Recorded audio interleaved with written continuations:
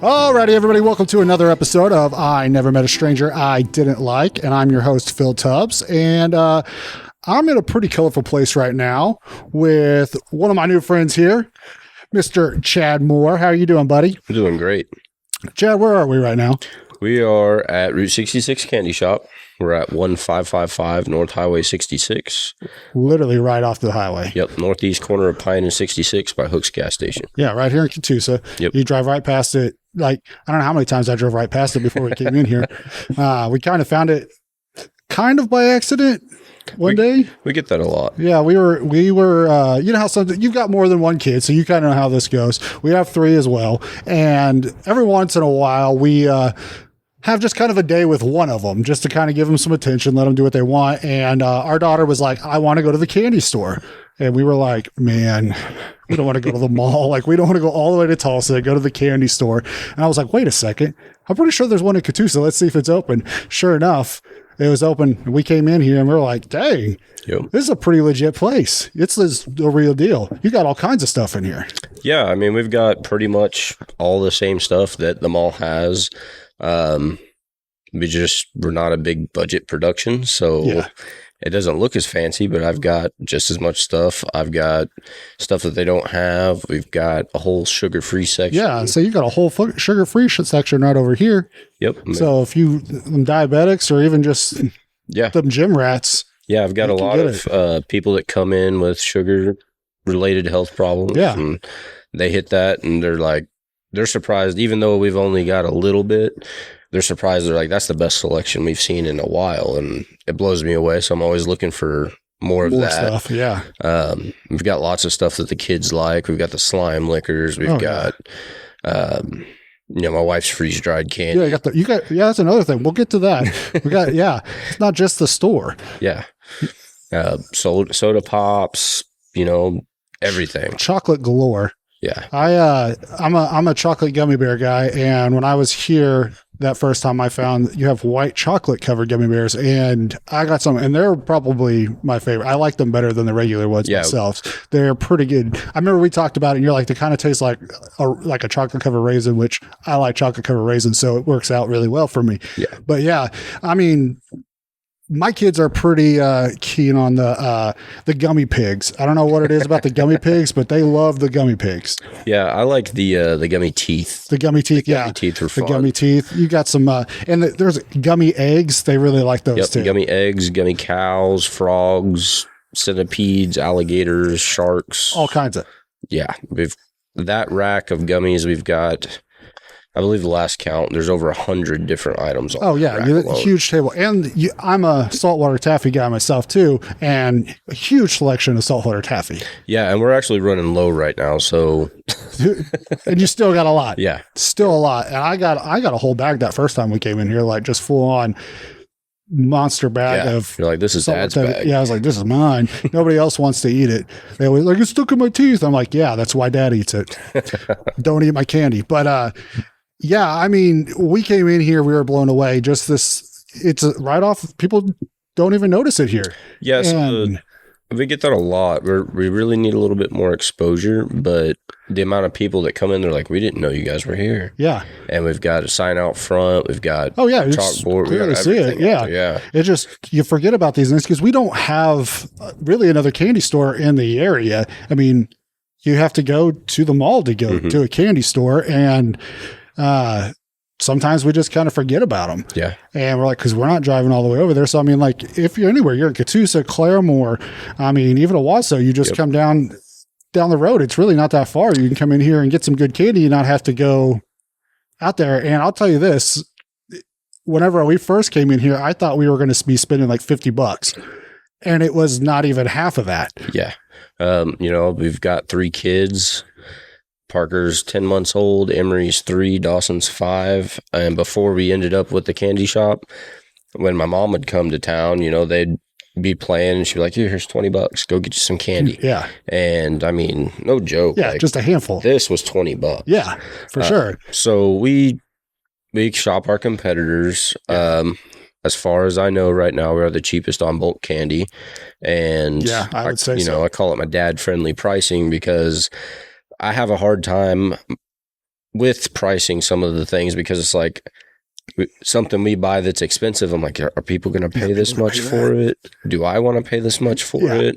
And so I kind of have a guilty conscience about overcharging on things. So I'm a cheap dad. So, I mean, really, I am. I'm not going to lie. I'm cheap when it comes to my wife. She'll tell you I'm a cheapskate unless it's my toys. Yeah, unless exactly. I mean, I got all this fancy equipment. I'll pay money for this stuff. It's nice, but it's when it comes to all that other stuff. But I mean, we came in a week later with all of our kids, and me and my wife both got bags. I think I got 2 actually, and my kids each got to fill up a bag, and I think it was still like $27. Yeah, and they're still munching on some of that candy.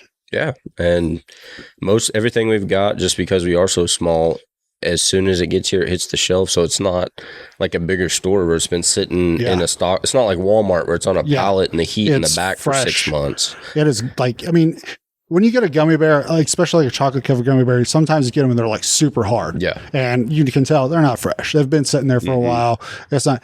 These things are not. Yep. And I'll tell you, the chocolate covered espresso beans. Oh yeah. Oh my gosh. They were delicious. Yeah. Those and the, my favorite's the pumpkin spice espresso beans, but my wife, I bought those for me. For you. You kind of put them at the top there. I love pumpkin spice anything. My wife tells people very basic. Nothing wrong with that. Yeah, my grandma used to make the most awesome pumpkin bread, pumpkin pie, and so I've always loved pumpkin. And then I grew up in Muskogee, and I didn't have Starbucks. See, I'm 31, so I didn't have Starbucks until I was in high school. What? And well, yeah, I mean, because And so when I moved up here, my friend's like, wait, what? You've never had Starbucks? And I'm like, so I spent like 2 days, like, what do I order? Because this is weird to me. Yeah, it is kind of an odd thing when you go into it. And it was fall and it was pumpkin spice. It was perfect timing for you. Yeah. You were stuck. Stuck. Now you're just one of those, you're waiting for fall to come back around because you're like, I just want some pumpkin spice. And somebody came to buy some and they tried them and my wife's like, oh, those are my husband's pumpkin spice girly espresso beans. I said, "There's no shame in." There's no shame at all. Yeah, no, I can agree with you. Pumpkin spice, like you're talking about your grandma, pumpkin pie, pumpkin bread. Oh yeah, my grandma, like she made the best pumpkin pie. Like you try to eat it other places. Even my mom tries to make it. Right. And it's just still not the same. We always joke saying that she must have had to like spit in it or something because it was like it wasn't right. It was hers. Yeah. Nothing's like hers. The pumpkin bread where it's sticky on your fingers. Yep. Oh yeah. Yeah. So I'm right. I like the pumpkin spice too. I'm going to have to get me some of those because now you got me intrigued on that. It tastes just like eating a pumpkin spice latte. It's exact. You get the pumpkin and then you get that little bit of coffee finish, but it's not overpowering. I mean, it can give you a little kick too. You got some coffee. You got some espresso caffeine going on there. Give you a little kick. I mean, maybe I can just kind of substitute that for one of my cups of coffee in the morning. I mean, we've even got pumpkin spice taffy. Pumpkin pie You did, taffy. Yeah. I got some actually. I did, and it was delicious. So that pumpkin pie taffy was great. I did get it. I'm not gonna lie, it was awesome. Yeah, we. So let's. How did you guys even get into like having a candy store? Like, I mean, that's a great dream for me. I would be. Freaking 300 pounds. Well, I mean, I'm a machinist. I've been a machinist for the last 13 years. Yeah. That's all my career. I've nonstop been a machinist. I've done some things on the side. My wife's background, she's a nail technician and esthetician. Yeah. So COVID hit. They shut down her salon. So I told her to be a stay-at-home mom. Yep. I was blessed enough to be able to work through COVID and be able to work overtime and sustain. And then just after that, which at the time, my son, he was little. My son and my oldest son and my daughter are only 18 months apart. So we had our daughter. Staying busy. Then when my daughter was 2 months old, our house burned down. I worked nights. COVID and the house burning down. Yeah. Shoot. So I worked nights at the time. I was getting off about 4 or 5 in the morning. About 8 o'clock in the morning, I wake up and I heard the relay click before the smoke detectors went off. Yeah. So I wake up, I'm like, okay, well, my mother-in-law, she lives with us, and it's about time for her to go to work. So I thought maybe she cooked some bacon or something that. So I go in the front room, it's a little hazy, go in the middle of the house. It's just that haze, like been cooking like, what something. Is this? and trying to figure out what's going on, and go to the front of the house and hear it crackling, open the front door. The whole outside of the front of the house was on fire while we were asleep. What? So I run back, get my wife, wake her up. We're grabbing babies. We had enough time to exit the house, get to the front of the house, and watch the whole front of the front porch collapse. Oh my gosh. So while we were in the process of insurance and all that, we stayed in a hotel, all of us. Oh, I did that through the tornado, after this tornado we had, and 5 of us in a little hotel room is a lot. Yeah. So there was my wife and I, and then the 2 babies in our room. Then they gave my mother-in-law her own. Mm-hmm. So the insurance took care of us there. Then we ended up getting into a rent house, and I had a new job lined up, was supposed to get a pay increase. That fell through. And so I had a discussion with my wife. I said, it feels kind of freeing not having to work or go anywhere or do anything. So at that time, I cashed out my retirement plan, and I started a lawn business, and she bought a freeze dryer. Played around with the freeze dry stuff just because it's neat. It's cool. I mean, you can do all kinds of stuff. I would love that. So she started that as her business. I started doing lawns. I've done lawns for up to last summer, 3 years. And this year she told me, she's like, the candy makes more money. You're going to quit mowing and we're going to focus on freeze dry. Yeah. So we did that. And then I have a buddy that lives up the road, and he's the one that discovered that this store was for sale. Yeah. And he's like, hey man, you guys are doing that freeze dried candy. It's taking off. You're doing great. He's like, go buy this store. You're like, what? Yeah. I'm like, sure. Yeah. Let me just buy a candy store. Let me just reach into my bank account and pull out enough money to go buy a store. But the original owners of the store, they're great people, very family oriented. They just decided this wasn't a route that they wanted to go. Retail wasn't really their thing. Yeah. And they were right at the end of the release, that 3 days before everything had to go to auction.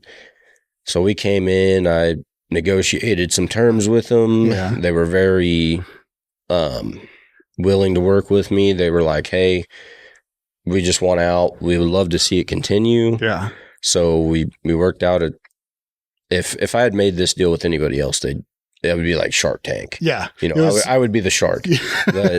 So we made the deal with them. They trusted us. Yeah. They were just like, hey, you seem like good people. We believe you. Let's do it. And we were able to take control of the store and use the profits of the store to pay for itself. And as of December, this 6 months ago, the store paid for itself, and now we are complete and 100% owners of the store for the last 6 months. That's awesome.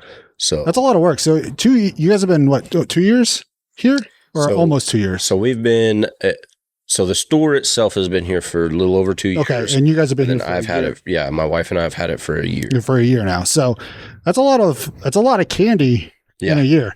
Yeah. It's a lot of work. But here's the thing. You didn't stop your other job, right? You're still working, right? Yes, I still work as a machinist. My wife still does her freeze-dried candy. We do vendor events. So I'm working, full-time, standard 45, 50 hours a week. Gosh, and then coming here to the candy store. Then I'll come up here in the evenings. Either, if my wife's not feeling it, I'll take over, she'll go home, or I'll take the kids home. Yeah. You'll see me up here on Saturdays a lot. So that's when I met you. That's when I ran into you in here. You were just sitting in here, chilling out. Your kids were back here in the back. Yep. Your son was showing my daughter like all his favorite stuff, like super good salesman right there. He's candy salesman. He loves it. If we do vendor events, he likes to go, especially the freeze-dried candy. We have samples. Yeah. He likes to go out in front and yell, freeze-dried candy, free samples. He likes to interact with people. Kids are the best salesmen, man. He's 4, and he can tell you where every single piece of candy in the store is. We had a new shipment come in last month, and we put up some new things. Uh-huh. And I went to the shelf. I'm like, what's new over here? That, and that. What's new over here? Well, this wasn't here before. I was like, well, that's not new, but you're right. It wasn't here before. We moved it. And so if there's any other kids his age that come in here, he likes to tell them what he likes. He likes to show them new things like you did with your daughter. Yeah. Took her around the whole she loved it. She was like, she loves kids. So other kids. So she was like, yeah, let's do this. Yeah. And he'll be like, have you seen this? This is a jawbreaker on a stick. This is a gummy dinosaur. And you're going to have an inventory specialist by the time he's 6 years old. He'll be ordering. He'll be doing it all for you. I asked him the other day, I was like, you going to work the candy store when you're older? And he's like, no. And then my daughter said, I will. I said, well, there you go. Somebody's got to. Right? I'm going to send him to be a manager and she can work. There you go. There you go. You'll have multiple stores and he'll just run all those stores and she'll be in the store, right? Yep. There you go. That's a good plan. That's the plan they came up with. She's 2 or just turned 3. Yeah. Dream big, right? Right. It's you gotta, I mean, it's kind of fun when you own your own business and your family gets to be involved with it. It kind of makes it more enjoyable and kind of less. I mean, it is work, but it does make it less work when you get to have that enjoyment with your kids and that stuff. Absolutely. I mean, there's days when, the kids are having days and you're like, it's miserable having them up here because they're just being kids stuck in a store with their parents and we're trying to work. But then there's other times where it's just awesome because they get to help put stuff up, crush down boxes. They just love it. They get to watch you guys and learn a little bit of some work ethic that we don't get we really don't see too much anymore. Like Dawson, he likes to ring up freeze-dried candy on the register. He knows where the button is for it. And when we first got going, I think the first 3 months we had the store, he liked to play shopper. And so we would let him ring stuff up and he'd come up and say, okay, how are you paying? Cash or dollars? Cash or dollars. I love it. That should just be the saying that you just say now. Cash or dollars. Cash or dollars. What you got? And so, but like you said, having your own business, it's a pain sometimes because you do everything. Yep. I'm the accountant, the inventory manager, the store manager, we do everything. Yeah. On top of your other job. On top of my other job, having kids, having events, but then my wife, if she's got doctor's appointments or something like that, she can say, hey, look, we're going to close. We don't have to stress about, I've got to get to work. Or I'm going to get to work late. And then my boss is going to be mad at me. Yeah. We're trying to take time off. Trying to take time off or, and unfortunately the way the job market is, people get hassled. Oh yeah. You get hassled for that it's like, hey, you already took off for your kid this day, this day, this day. Yeah. And earlier this year, our customers were awesome for bearing with us. Mm-hmm. But my wife has a rare heart condition and she has a defibrillator in her chest. Oh, dang. And so it's been about 8 years since it got put in. So it had to be changed because the batteries are going dead. Yeah. The first surgery was unsuccessful. It didn't seat in its spot properly. And 2 weeks later, she had to have the same surgery again. Other than me just taking off work with my job, which luckily I have, my boss is cool, but we didn't have to worry about that. My mom volunteered to help out. And then if she couldn't get here on time, it's like, just get there when you get there. Or, one day something came up. She's like, I'm not going to be able to make it. I'm like, that's life. We can close the store. It's fine. Yeah. We're not making millions of dollars. So I'm not, it's not like Walmart. If I shut the doors for a day, it's going to. You lose $150,000 right. Closed for a couple hours. Yeah. So there are the benefits of that are more work-life balance, getting to spend time with your family, getting to focus on your family, and you can be together and do stuff like that. And that's been one of the best things ever. We've met a lot of cool people. The first month we were here, the fire department came rolling in with their trucks. Apparently they were just going to get dinner at AJ's. But one of the firefighters pulled on the door and I just happened to be pulling out on the highway and I looked over and back up real quick. I'm like, oh crap, is there a fire? Is there something going on? Which, our house burned down. So it's kind of like, you're a little PSD there, paranoia going on. So I'm like, hey, do you need in there? And he's like, oh no, we were just seeing if it was open. I said, well, I own that. Do you want to go in and check it out? You can go look. And he's like, sure. So I backed up, reopened the store, let him come in. And then the one guy, which he helped at the Rogers Point throw the candy off the fire truck. I've seen him around several times since then, but he's like, but before we go, I think we got to do a fire truck tour. And so they were able to take my son out, opened up everything, let him climb up in there and turn the lights on and, just little things like that you wouldn't normally get to experience. Yeah, exactly. Yeah. And then like being at Rogers Point, getting to help be part of that event, getting the event we have next month that we're a sponsor for. Yeah. Getting to do things like that it's awesome. Yeah. You know, and the kid, I mean, like I said, it seems like work going and setting up at when I used to own a pest control company, going and setting up at a home show, things like that. The kids loved it. They stood out there. They handed out more cards than I did. Yeah. Like they were getting me business, you know, Yep. just that. And they love it.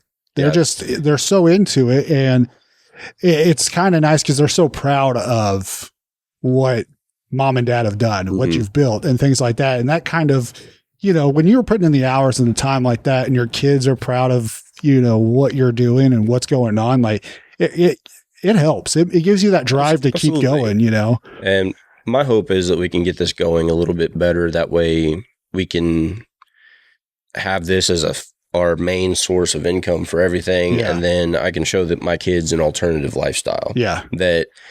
There's like the other day, I work overtime regularly. Yeah. And my son asked me, he was like, hey, do you have to go back to work? I said, yeah. And he said, do you have to go back to that work that makes you grumpy? And I was like, yeah, I got to go back to that place that makes daddy grumpy. But, you know, just to show him that working that and then coming here and working here, putting in the hours pays off. It pays off. You know, the time that you put into it, it's going to pay off. Yeah. And there's times where they don't want to come to the candy store. They're tired of the candy store, but then they get here and then they don't want to leave. Yeah. And so just the freedom that you get, the flexibility, and I'm a people person. Yeah. And so just getting to talk to people and meet people. That's like one of the best parts of it. Yeah. When you have a business. And for me, working in a metal shop my whole life, my wife, sometimes she's like, well, you know, you work there and then you're going to work Saturday. I was like, it's not physical intensive work. Yeah. So I'm like, yeah, it's like mentally on you. It'll get. I get to sit here and talk to people and make money. Yeah, you're like, I can't beat that, right? Yeah, I've had 4 or 5 travelers they lived in like Illinois, but they were coming back from Arizona on their way to Missouri and just happened to stop in. Awesome. And then I had a family that was from Virginia. Mm-hmm. They came to see the Outsider's house. And then the dad was like, oh, there's Route 66. We got to do it. Let's do it. Yeah. And they stopped to get gas, saw our sign, popped in. And, you know, it's like, how in the world are these people from all over the country ending up in this little hole in the wall in Catoosa, Oklahoma? It's awesome. It's wonderful. Yeah. Because, I mean, getting to meet those people, they have different stories and they have different ideas of life, and you get to hear all that from not just Okies. Yeah. You know, it's other people that are from all over. Yeah. And what's surprising to me is how big Route 66 is still going. Like, people are still do it. The kids are interested in it. And I think it's really that old Americana feeling, the idea of it is starting to really come back anyways. People are wanting to drive to go somewhere instead of flying or things like that. And it can be stressful going on a long trip with a family and things like that. But I mean, I've driven from Oklahoma City back to my house in Claremore down Route 66. We didn't get off it. We stayed on it as much as we could. And there's just so much great stuff to see as you're going down the road. Just even if you don't stop at every spot, right? There's so much to see. Yeah. And especially like, you know, Oklahoma City, obviously, in Tulsa, you've got big stuff there. Yeah. But we've got our little Route 66 passport that I didn't know existed before we got this shop. Well, I knew the totem pole was up the road. Yeah, totem pole. You got the Blue Whale right down the road from you? Yeah, so the kids, we went to pay our rent in Claremore. They saw the whale. They were like, we got to go to the Blue Whale. We wanted to go to the Blue Whale. So we're not stopping today, but I'll take you on the weekend. Yeah. And then, so I went ahead and we did a little mini, you know, I went to the Blue Whale and they saw that. They loved it. I was like, well, there's a totem pole up the road. Yeah, go see the totem pole. We'll go see the totem pole. Well, the lady in the gift shop, she's like, well, do you know about this? And she pulled out the passport. And I said, no, I didn't. And so we got our stamp there. We didn't get our stamp at the Blue Whale yet, but then we've gone to some of the places up in Tulsa, the Buck Adams, Cosmos, the big statue. They just got a new one in there too. They're about to get 2. Yeah, actually. They say they've just put up the, I don't remember what her name was. It's like Space Sally or something like that. And then they have another one coming. Yeah, they're getting the big lumberjack. Is that what it is? Across the road, yeah. Oh, we were there last weekend because my kids, I was like, let's go. You guys want to go get stamps? Yeah, gotta go. Yeah, my son has become a stamp fiend. So we went to the Outsider's house, the Blue Whale. Yeah. Went back and got our Buck Adams stamp. Went to the church studio. Yep. And just it's crazy right here.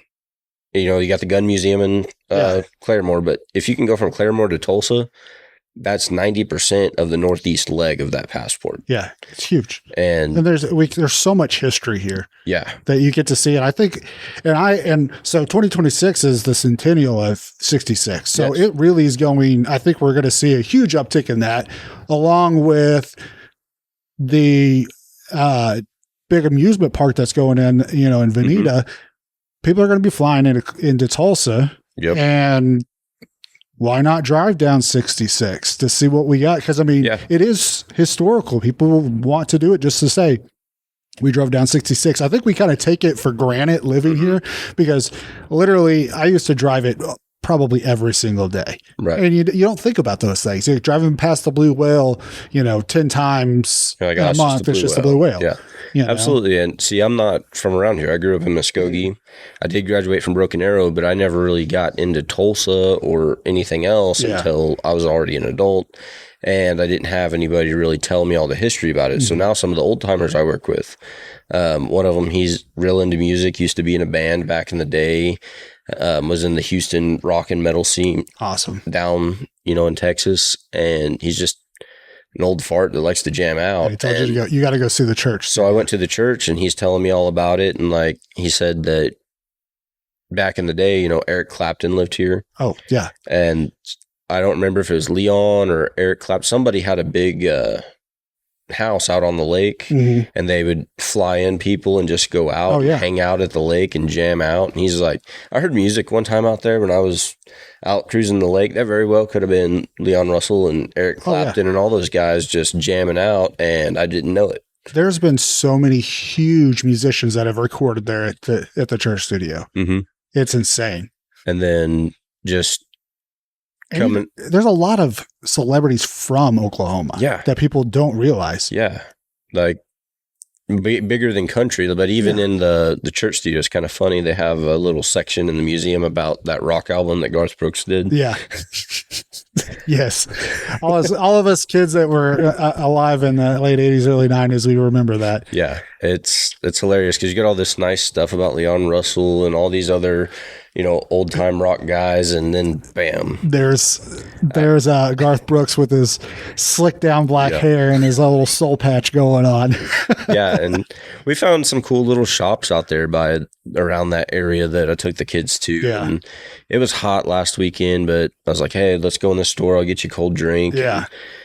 And they loved it. We went to the DW Corel Museum. Yep. I saw the glowing rocks. Yeah. They liked looking at all the old toys. The cars, they were like, oh, okay. Yeah, that's cool. But they liked the rocks and the toys that were in there. Oh, of course. So they got some geodes to take home and bust open. Oh, heck yeah. That'll be fun. It was a great time, and I think it cost us $9 to get in. Yeah. For all three of us. Like I said, I think we really do, a lot of people that are from around here don't realize all the great things that we do have around here. And that's kind of why I was like, I gotta start this podcast, because there's a lot of awesome stuff. Like one of our favorite spots is the Will Rogers birthplace house out there in Oologah, and it's just this old white house. They've got it's an active farm. They've got animals out there, and when you stand on the front porch of that house, you have one of the best views of Oologah Lake. It is just gorgeous, and it's my daughter's autistic, and she gets to just go out there and just run amok, just have fun and just be loud. And they love it out there. And it's kind of off the beaten path.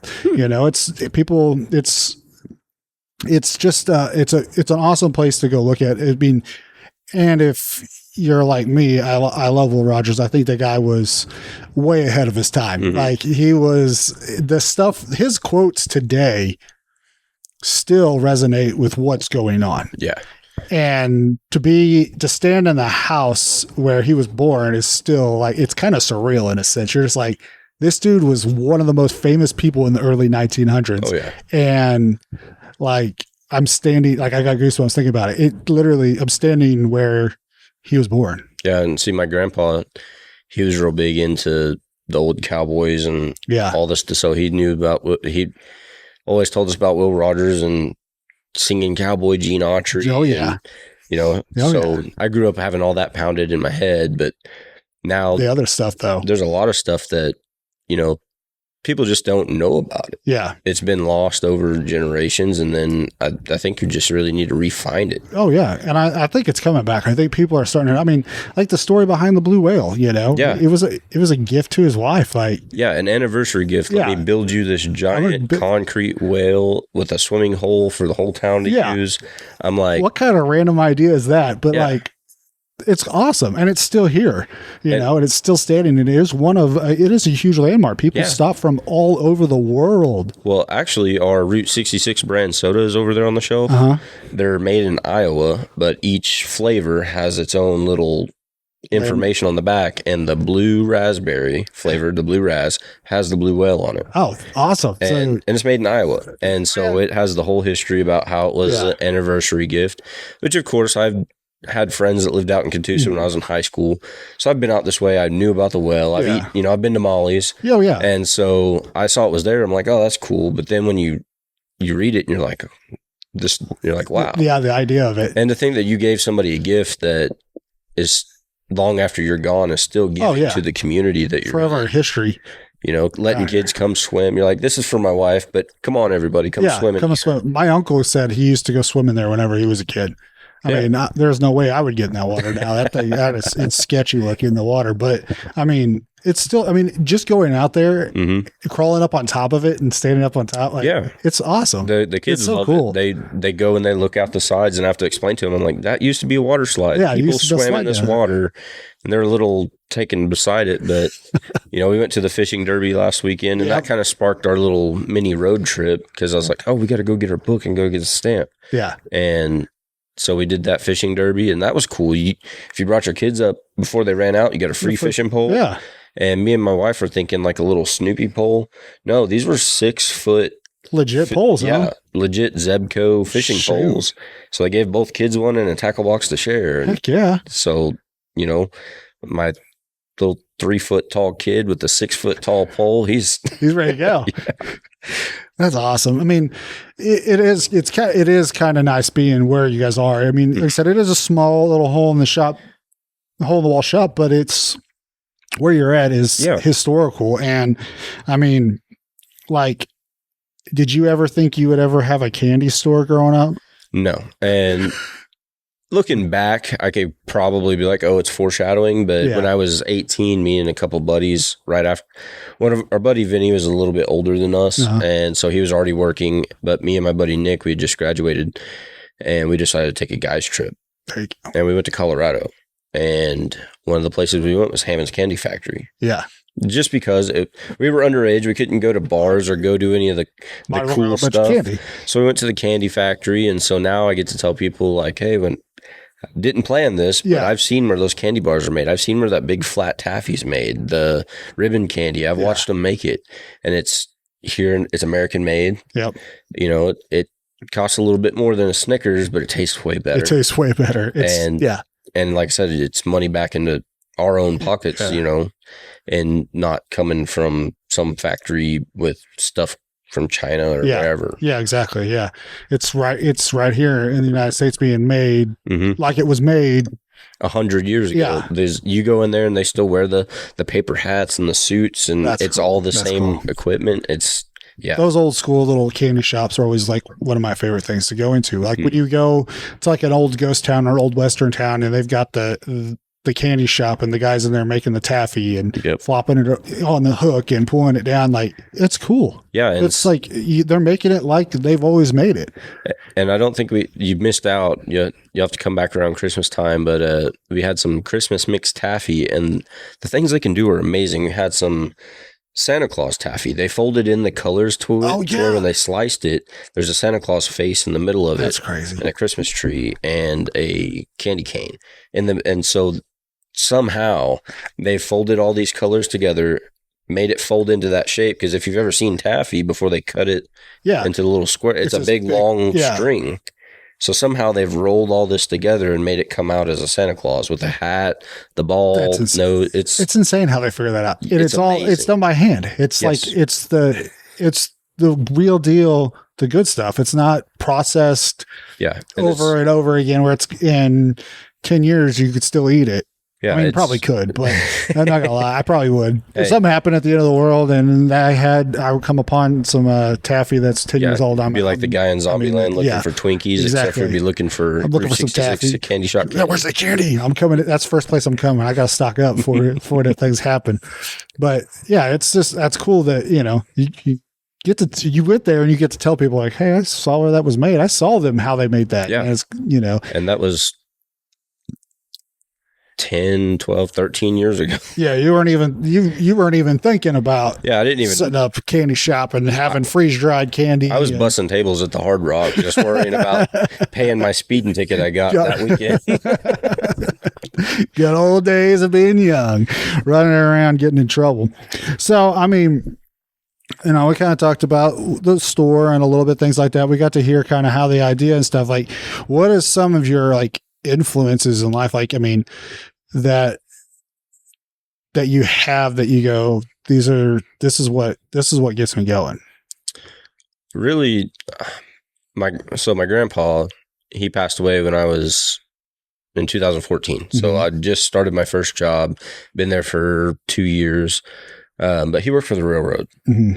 He had 12 kids. And, a lot of, even back then, families were blended, but my grandma was a stay-at-home mom. They had 12 kids, all by each other, all natural, no, he wasn't married before. Yeah. And they were married for over 60 years. And he would work the railroad, come home, tinker on lawnmowers, find old cars, fix them up, sell them out of the front yard. They had I bet it was easily a half-acre garden that he would feed the whole neighborhood. We'd go out and get 5-10 gallon buckets of cucumbers and potatoes and hot peppers and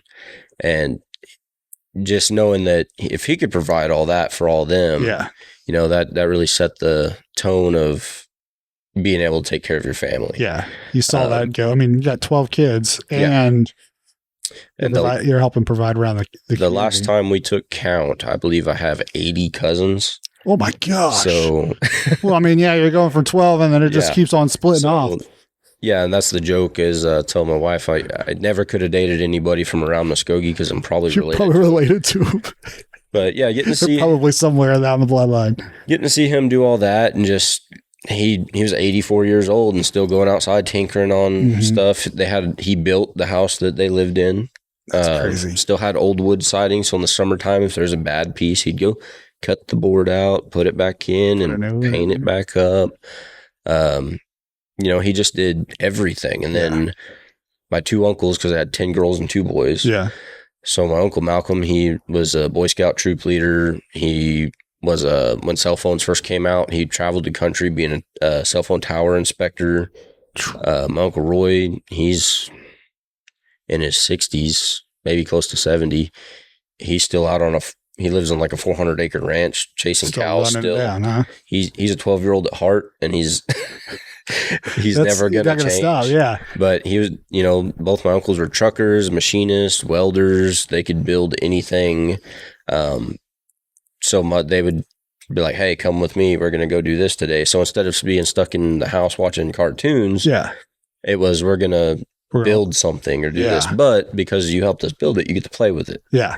So there's one day I remember my Uncle Roy, he's sitting there, he goes, this man, he's like 6'11", like 260 at the middle of the summer.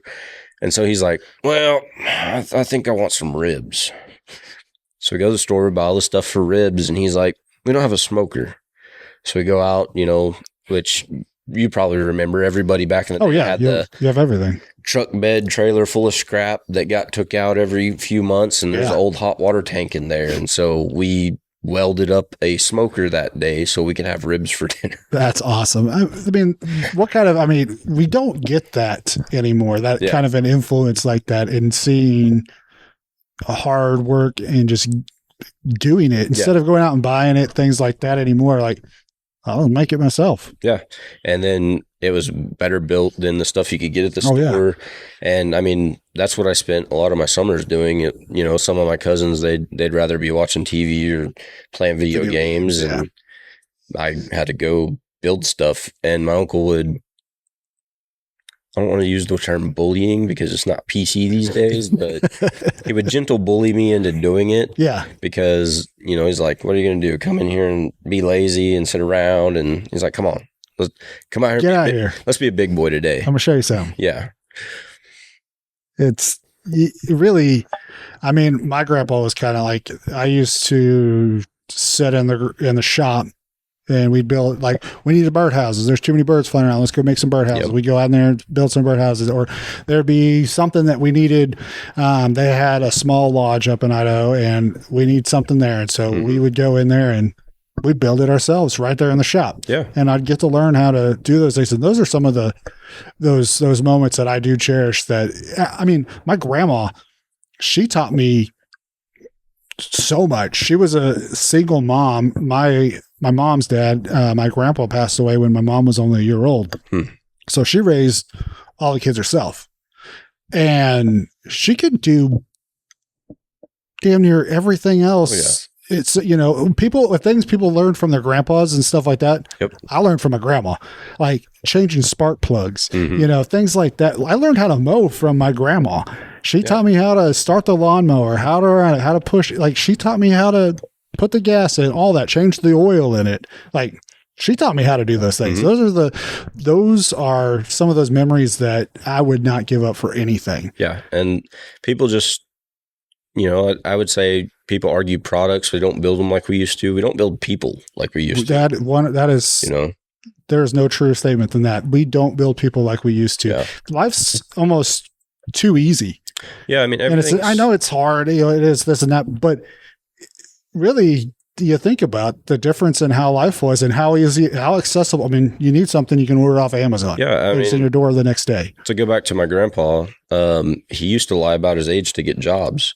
And there's actually a painting, a mural of him when he delivered telegraphs for Western Union. What? Riding a bicycle around town. And they took an old picture, and I'll have to find the picture somewhere. But you can see the hands in the picture where they're holding the bike up, and he's on it like he's riding it. And, you know, that man, he only went to, I believe he only went to 9th grade in school. And he retired a yard master from the railroad and was in the Union Pacific Union. That's crazy. You know, and there's one time he told me he had 8 or 9 brothers and sisters. And I believe his father died, and so he picked up a lot of the slack. Yeah. And so he would go work in Kansas and mail his paychecks home to his mom and take care of everybody, make sure they had food. And he's always been real smart with his money. He's like, with numbers and rail cars and all that, he's almost like Rain Man of the railroad. He's the Rain Man of the railroad. He's just super smart.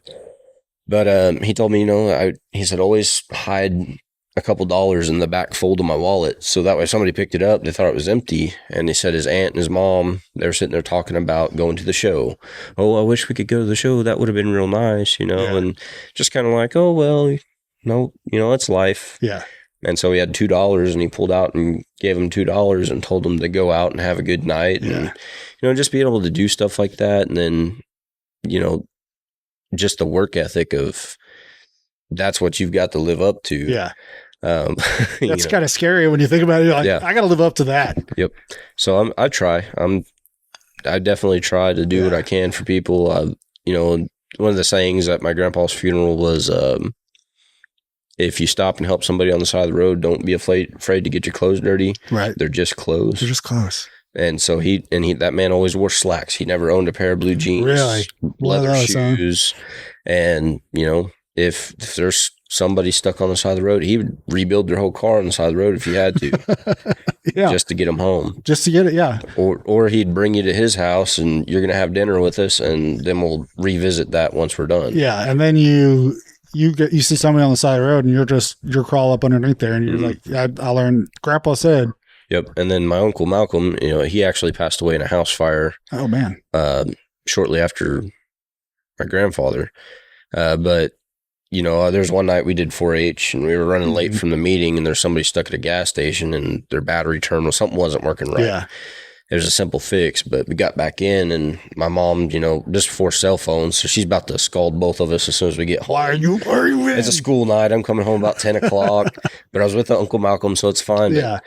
But, he said, I like to help people like that because I never know when I'm going to need help. Exactly.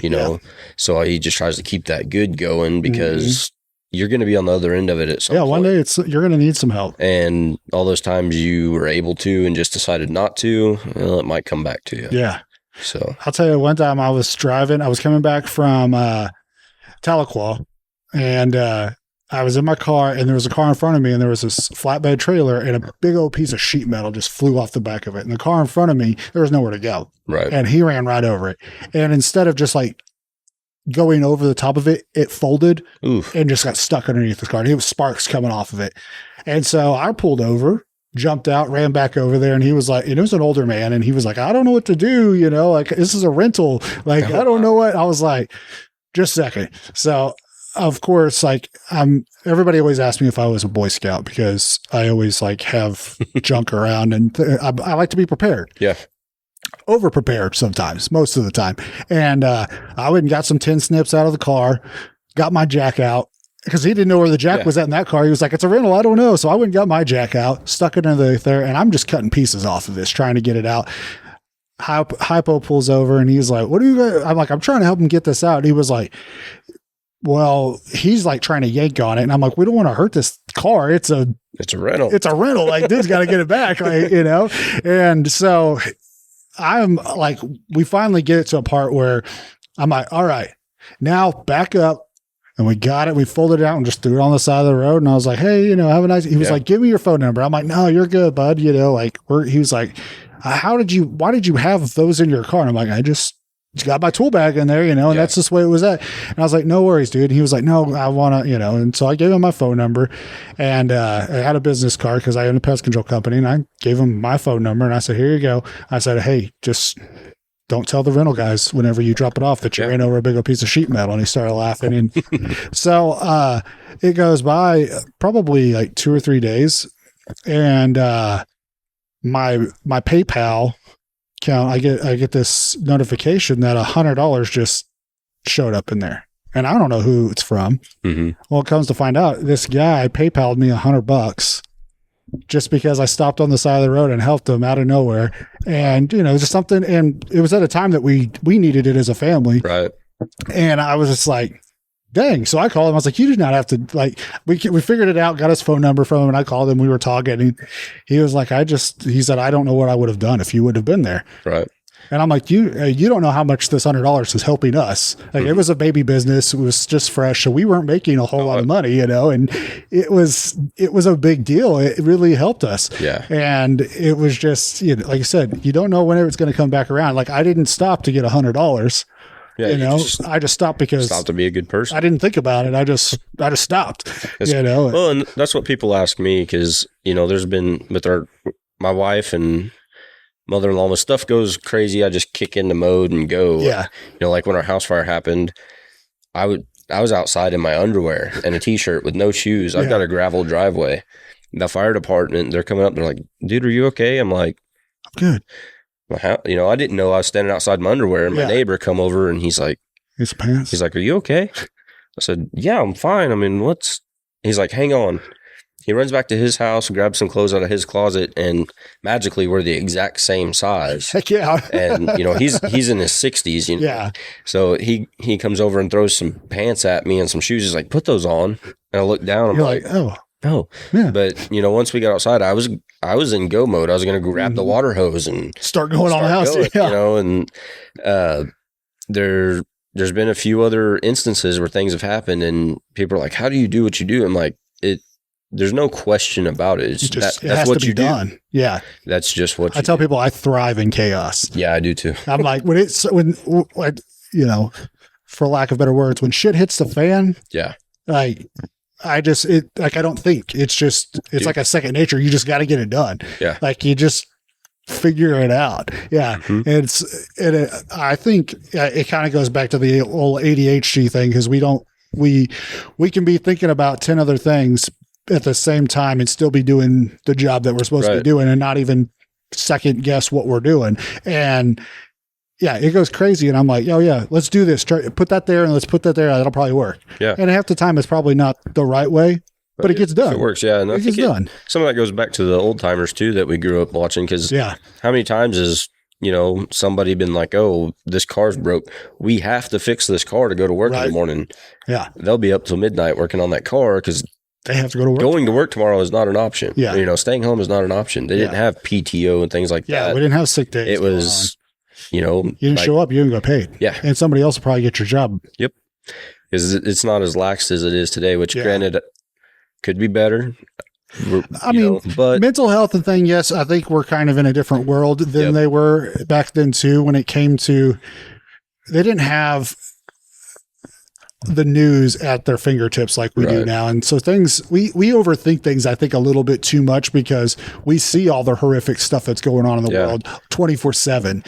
And back then, it was just when you listened to the radio or got the newspaper. Yeah, it was whatever got caught. Now. I had a supervisor when I was young, and he, like I said, he's an old timer, and I wanted to call off work. And to me, being 18 at the time, my first job, I worked nights. It sucked. It wasn't air conditioned. Oh, I've been there. I was like, oh, my goldfish died. I need to take a day off, And he's like, man, he said, you kids, he said, back in my day, they would call the shop and they would leave a note on your time card of what your wife left a message with the receptionist.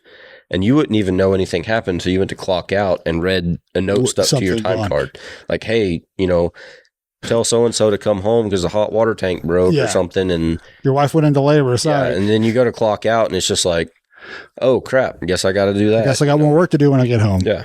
Yeah. And you just go with it. That's crazy.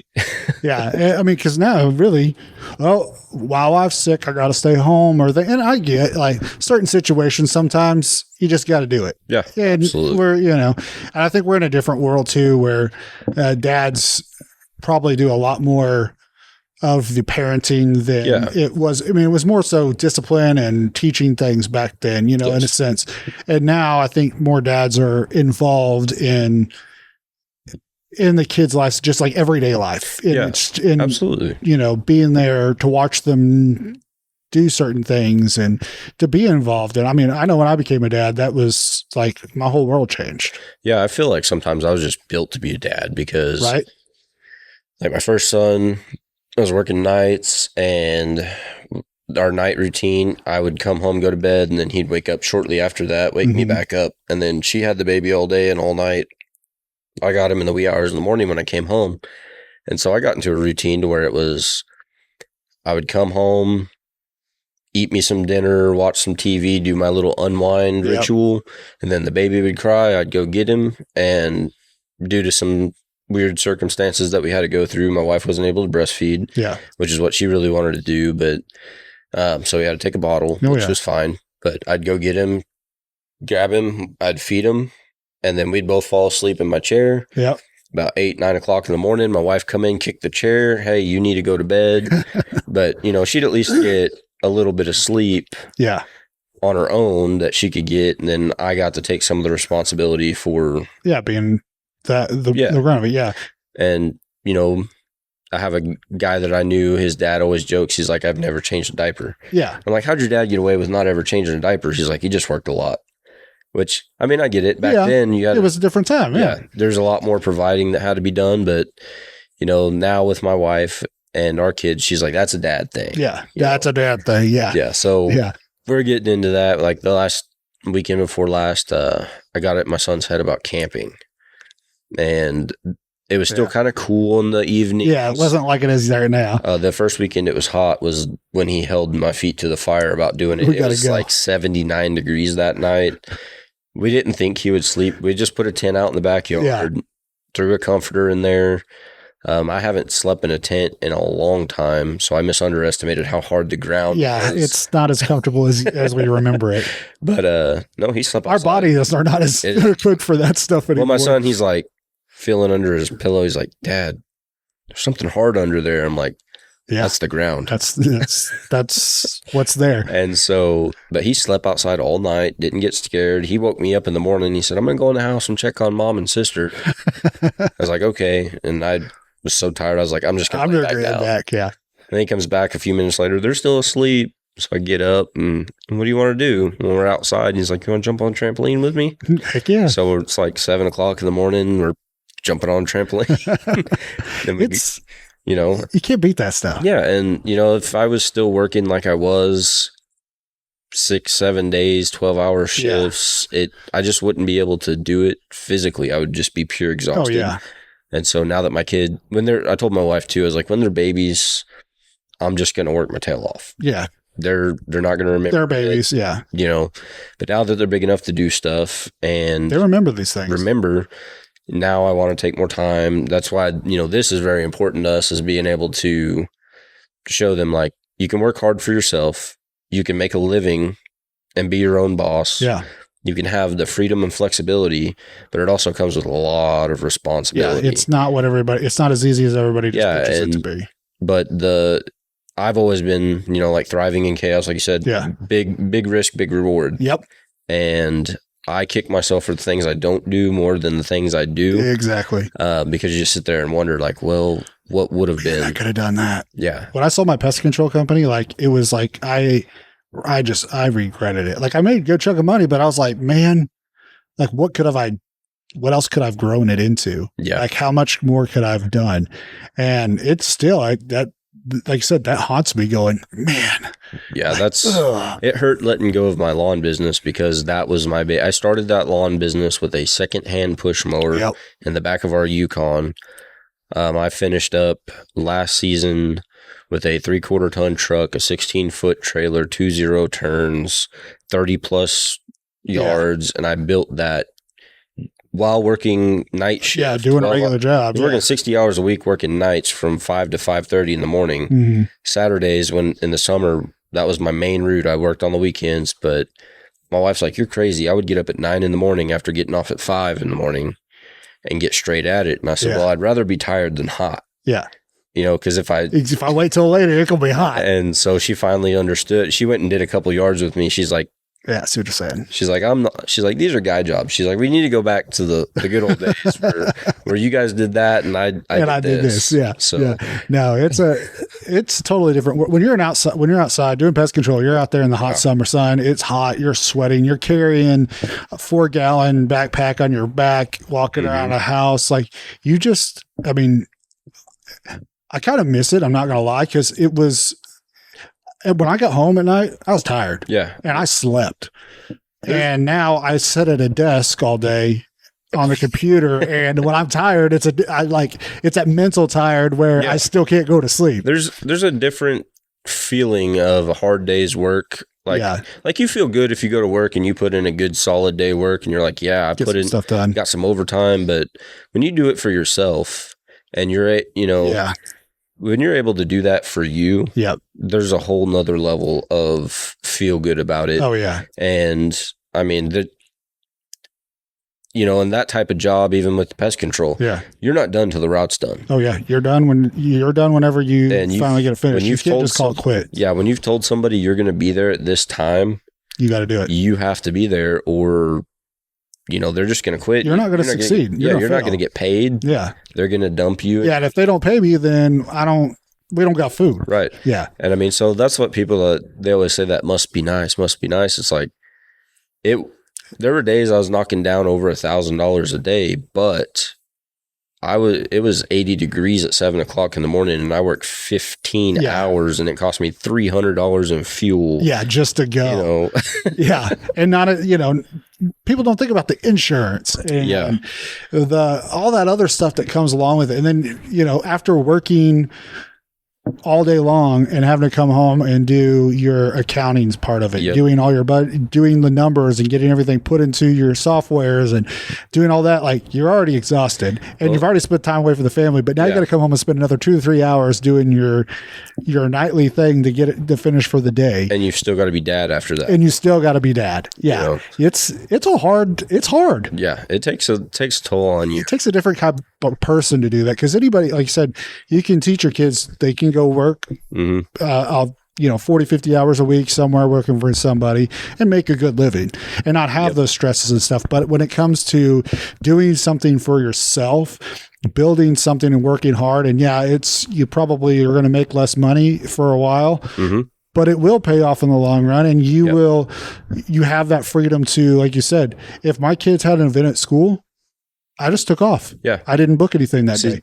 Growing up. That time, or if I was taking field trips, I just went. I didn't have to worry. I didn't have to ask the boss. I just took off. I just didn't schedule anything on that day. If I have a doctor's appointment, I just don't schedule anything at that time. Yeah. See, for me, it is a bit of a generational thing because I remember getting woke up at 4 or 5 o'clock in the morning, by my stepdad because he had to be at work at 6. Yeah.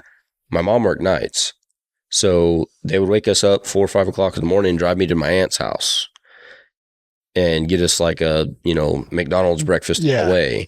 Then we go to sleep. Then we get up and get on the bus. Then we go to school. Then we go back to, my grandma's house or somebody else's house for a couple hours. Then my mom would pick us up and drop us off. And just, when kids' parents got to come eat lunch with them, or that parent that always got to come on the field trip, it was like, that's cool. Yeah, that's cool. But I never got to really experience my parents getting to do that because they both were doing that. Yeah, same thing. Sometimes my mom would work 2 or 3 jobs. Yeah, she's a nurse. She'd work in a restaurant. Yep.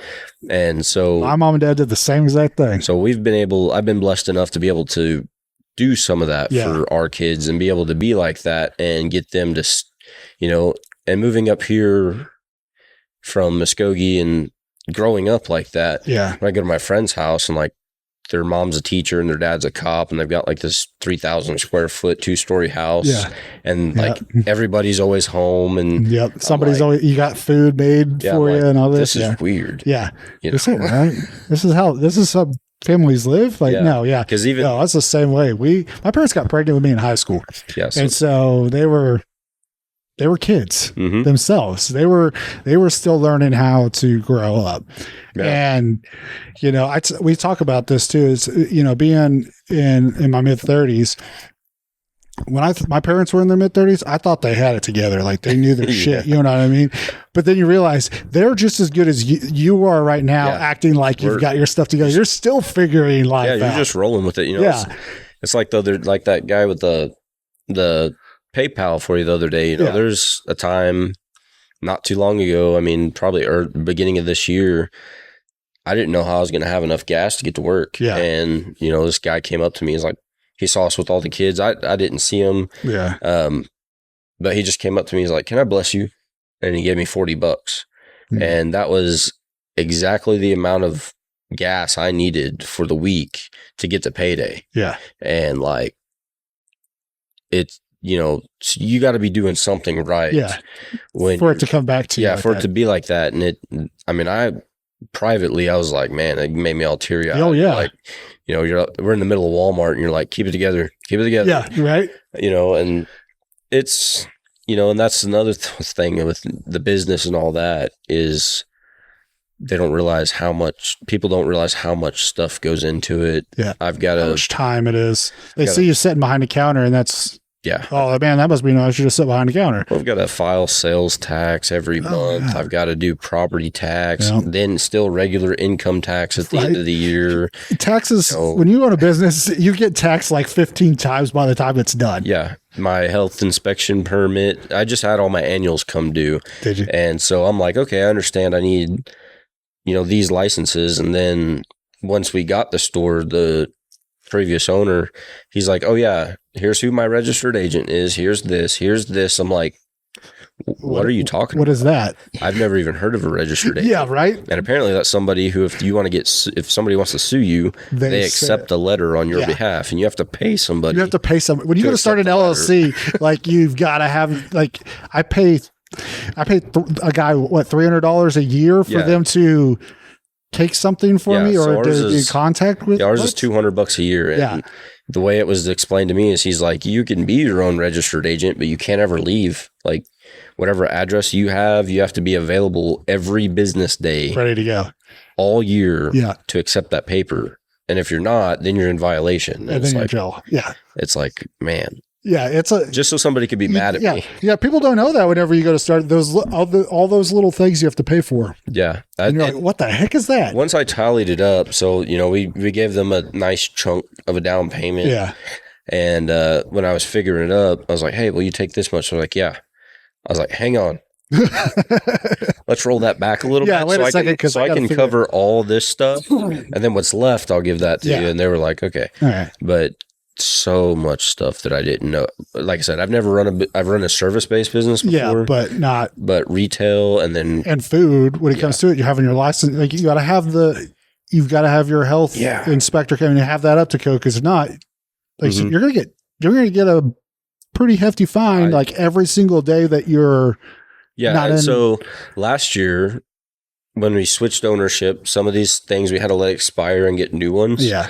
And so I got a nasty letter from the state saying, hey, your health inspection license for a retail store has expired and you're now 90 days out from that expiration date, because they just charge you late fees up to 90 days. And once you hit 90 days, they're like, okay, if the business closed, don't worry about it. Yeah.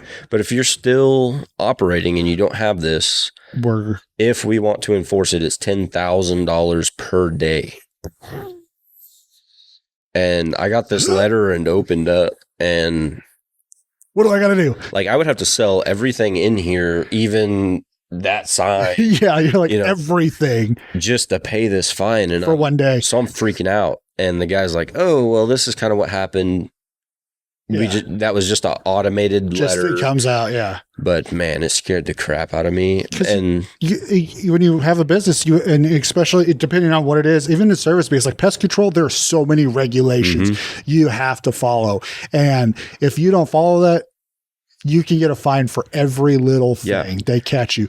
And it's when it comes to food and health, the health department and things like that, they can fine you for every little thing. And it's not cheap. It's not like, okay, it's $1 a day. And so it's, if you didn't triple rinse that bottle and puncture it right away, that is $150 a bottle. Yeah. And you're like, what? It's crazy. And the crazy thing is, this is my corporate example, but like Walmart.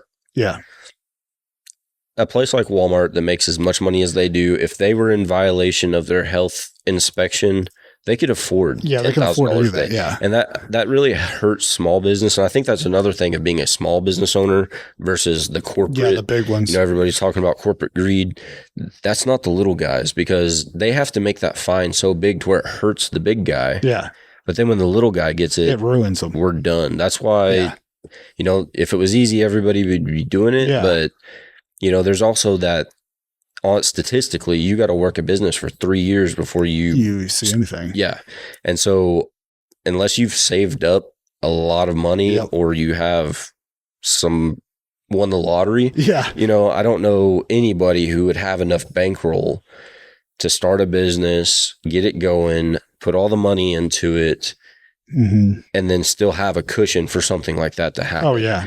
And so I did when I started my company. Yeah. I started it with every penny that we had. We didn't even have like I think we had like 2 months worth of bills. Like we split up we like got cash and put it in envelopes. Like, this is what pays for this next month. And then a month after that, if we don't make any more money, like if we don't have anything coming in, like we won't make it. I gambled on this even harder than that. Did you?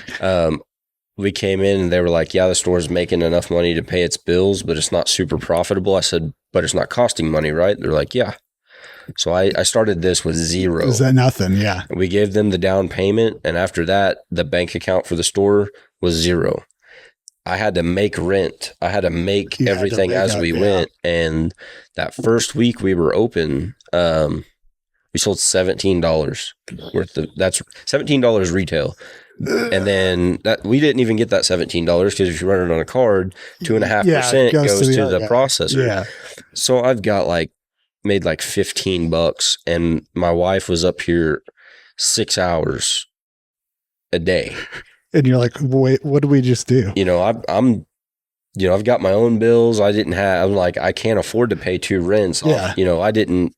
There's no safety net at all when I jumped into this, and I just wanted to throw up. I was laying in bed at night trying to go to sleep with that gut wrenched feeling like, I'm done. Feel it. You can feel the pressure in your throat. I'm not going to make rent this month. I don't know where rent's going to come from. Right. I'm going to have to sell a kidney or something to, and by the grace of God, we did it. We broke even. We paid. You got it paid.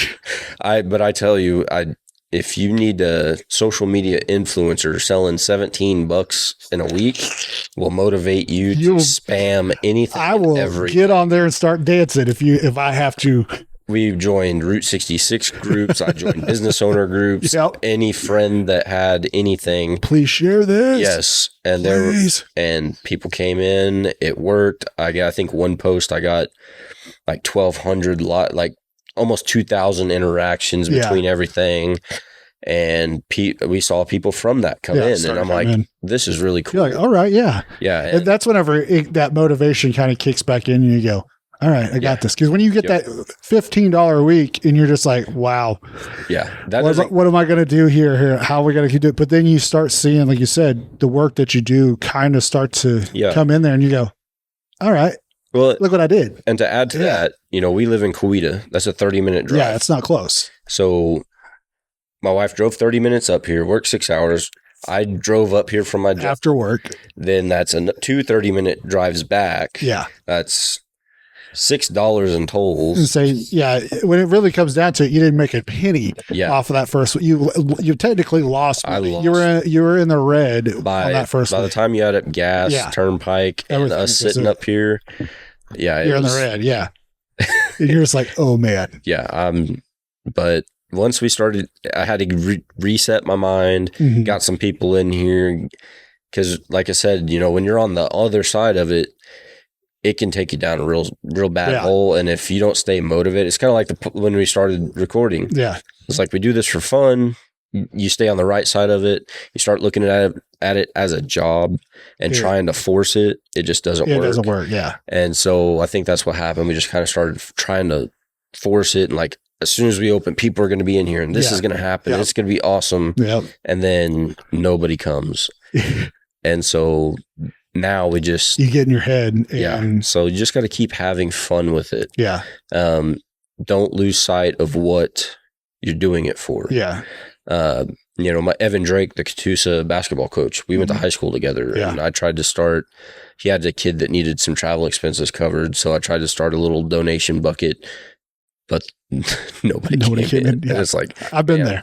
And so, we would love to be able to help out with stuff like that. That's the goal for the next step. Once we get everything established, I want to grow this business a little bit, add some more stuff, like we discussed. Ice cream in the future. That's what I talk about. Is our goal. We want to, with our retail license, we can have an ice cream cooler and serve ice cream cones, scooped ice cream. Heck yeah. And have a full sweet shop. I mean, you got the candy, you get all kinds of stuff you can put on that ice cream too. I got chocolate covered sunflower seeds. I've got you got it all. You got chocolate rocks over there. My kids actually love this. And boulders. And seashells. And seashells. Yeah. I think, and honestly, my kids had every single one of those. Yeah. Yeah. But you could do all kinds of crazy things. Yeah. And so that's our next goal. We've got to get a cooler in here. We just don't quite have the cash flow. Yeah. I didn't realize how expensive commercial things are, like a mini fridge, like the fridge that you see at the dollar store that they put milk in. Yeah. Those things are like stupid thousands of dollars. Yeah. A small mini fridge is like $1,500. Yeah. So we need a little bit more sales, get going, slap some ice cream in here. Then, I've heard there's no ice cream here in town. Hopefully we can fix that. Yeah, be the first one around. Yeah. We just need a little bit. We just need to get over the hump a little bit, and then rearrange the store, do some, redesigning. Yeah. And then we'll be good to go. Because I like ice cream just as much as everybody likes ice cream. Shoot, even during the wintertime, you're still eating ice cream. I don't care. I could eat ice cream every single day. I fat boy out on some ice cream. I'll get me a big old bowl. There was a while when I could afford to eat ice cream a lot, and then we had to kind of reel it in. Yeah. But I got into eating ice cream so much that I was looking for stuff to dip in milk just to have. Yeah. Yeah. Yeah. And so no, we'll buy a tub of ice cream, and like my wife will go back. She was like, "Did you eat all of that? Like seriously, and just now?" I'm like, "Oh yeah, I can eat the whole thing if I let myself." My wife, same way. She's like, that whole tub, I'd be gone. She tells me I'm the worst sharer in the world, especially if we're dipping anything, because she's like, you don't eat chips and dip. I'm like, yeah, you're supposed to taste what you're dipping. Yeah, get a bunch of that stuff on there. And she's like, no, I'm the same way. Especially like hummus. She's like, I'd go down. There's hummus in there. She's like, don't you touch it. Don't you dare. That's not for you. Or you're allowed 2 tablespoons. That's it. You're like, what? That's not even a scoop.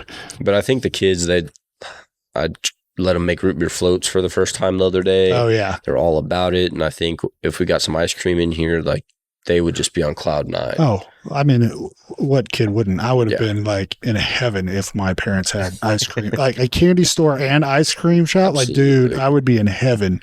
I would have been a lot fatter than I got pretty big. I was like 265 pounds. Like, I got pretty chubby. And I lost a lot of it.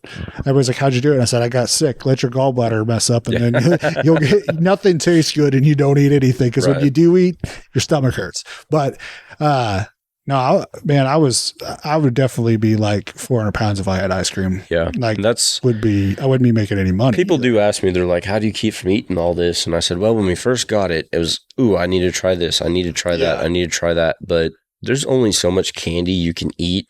And then you're just like, okay. Yeah. So when I find something cool, it's like, okay, we have to sample this. Yeah. But if it's just, an extra gummy or something that is similar to what we already have. It's like, okay, I kind of know what that tastes like. It's the same flavor, it's just a different color. Yeah, but when I got pumpkin pie and eggnog taffy and pumpkin spice espresso covered chocolate espresso beans. I would have had the thing down there just chomping on it. Absolutely. And then the cowtails. I've always liked cowtails. But the strawberry smoothie ones. I haven't had the strawberry smoothie one. They've got like 6 flavors. They've got caramel apple, Oreo. Oh, I think I have had the caramel apple. But it's hard for me because when we're ordering stuff, when I'm on want? Oh, dude. You come in here and talk about Kid and Candy Shop. Yeah. But I've got a 800-page catalog of just everything. Like those cowtails. They're in those little mugs. Yeah. You have to buy like hundreds of those to get that cup, and I'm trying to get a cup of every flavor. You're like, how many do we have left to do? She's like, we can't spend like $1,000 on just cowtails. Like, but I like them. Yeah, my daughter likes them too. Oh, I love cowtails. That's her. If I'm good all day, can I have one of these to take home? The bobas, they were pretty cool. We had to try those out. What else? I mean, you guys, really, there is all kinds of different stuff. There's some stuff in here that I haven't seen before. Now, I don't care for chamoy. Like everybody's real big on the chamoy. Yeah, the chamoy pickles and things like that. So to me, it just goes back to when I was younger. We had goats, and the chamoy to me, which my wife makes fun of me for it, my mom would be like, hey, try this. And we ate a piece of sweet feed, because that's a treat for the goat. But it's just oats rolled in molasses with, but it's not going to hurt you. It was just funny to be like, here, try that. Eat that, yeah. And to me, chamoy tastes Is that what it tastes like? And so I can't get that out of my head. Like, if that wasn't in my head, it would probably taste good. All right, yeah. But the other day, we have the chamoy pickle kits. I have those chamoy pickles sitting back there, and my niece got People one. love those things. Oh, I've sold... we've got to buy more, but I was averaging 1 pickle kit per day when we first built them. But my niece got some, which she did those before we even, that's how we learned about them. Got into, And so she's like, look, I ordered this. And they had originally you just started with a regular pickle. Then somebody took the pickle juice and added chamoy to it. So now you have a red pickle. And the first one she got, I remembered, she was like, well, it just kind of tastes like a pickle. The chamoy isn't really that strong. So it was a hot day. I needed to kind of get some nutrients back, get some salt up. I grabbed one of those off the back. My wife's like, really? She's like, you're going to eat the chamoy pickle, because she knows I can't do chamoy. Yeah. I was like, well, Hayden said it didn't taste, that strong, but this was a different one she had. Yeah. I got home and bit into it, and that one has it's chamoy all the way. Just kick your mouth. I took one bite of it and put it back in the fridge, and my wife's like, stayed there. No, she ate it. Oh, she ate it? Yeah, she's like, yeah, I enjoyed your pickle that you said wasn't going to be that bad. I said, but I had to try it. At least you tried it. Yeah, at least you tried it. And you're like, it tastes like, it still tastes like sweet. Yeah, because I was just craving that salty pickle. Yeah. After sweating all day in the machine shop. And I'm like, get it. Yeah. Like, I'm going to try it. I'm going to do it. And my wife just looked at me. I was like, she's like, it's been hot. I'm just going to leave him alone. I'm not even going to interrupt it. He's going to have an attitude. Yep. And you took a bite and you're like, no. I just left it there. And I was like, I really hyped myself up for it, but it just wasn't my thing. Yeah. But people love them. Oh, they love them. They put all the candy on it. Yeah, ours are all that stuff. It's a 9-piece kit. So you get a pickle, you get some Takis, you get a little mini bottle of tahini seasoning. Yeah. A fruit roll up, the chamoy liquid, chamoy powder, gushers.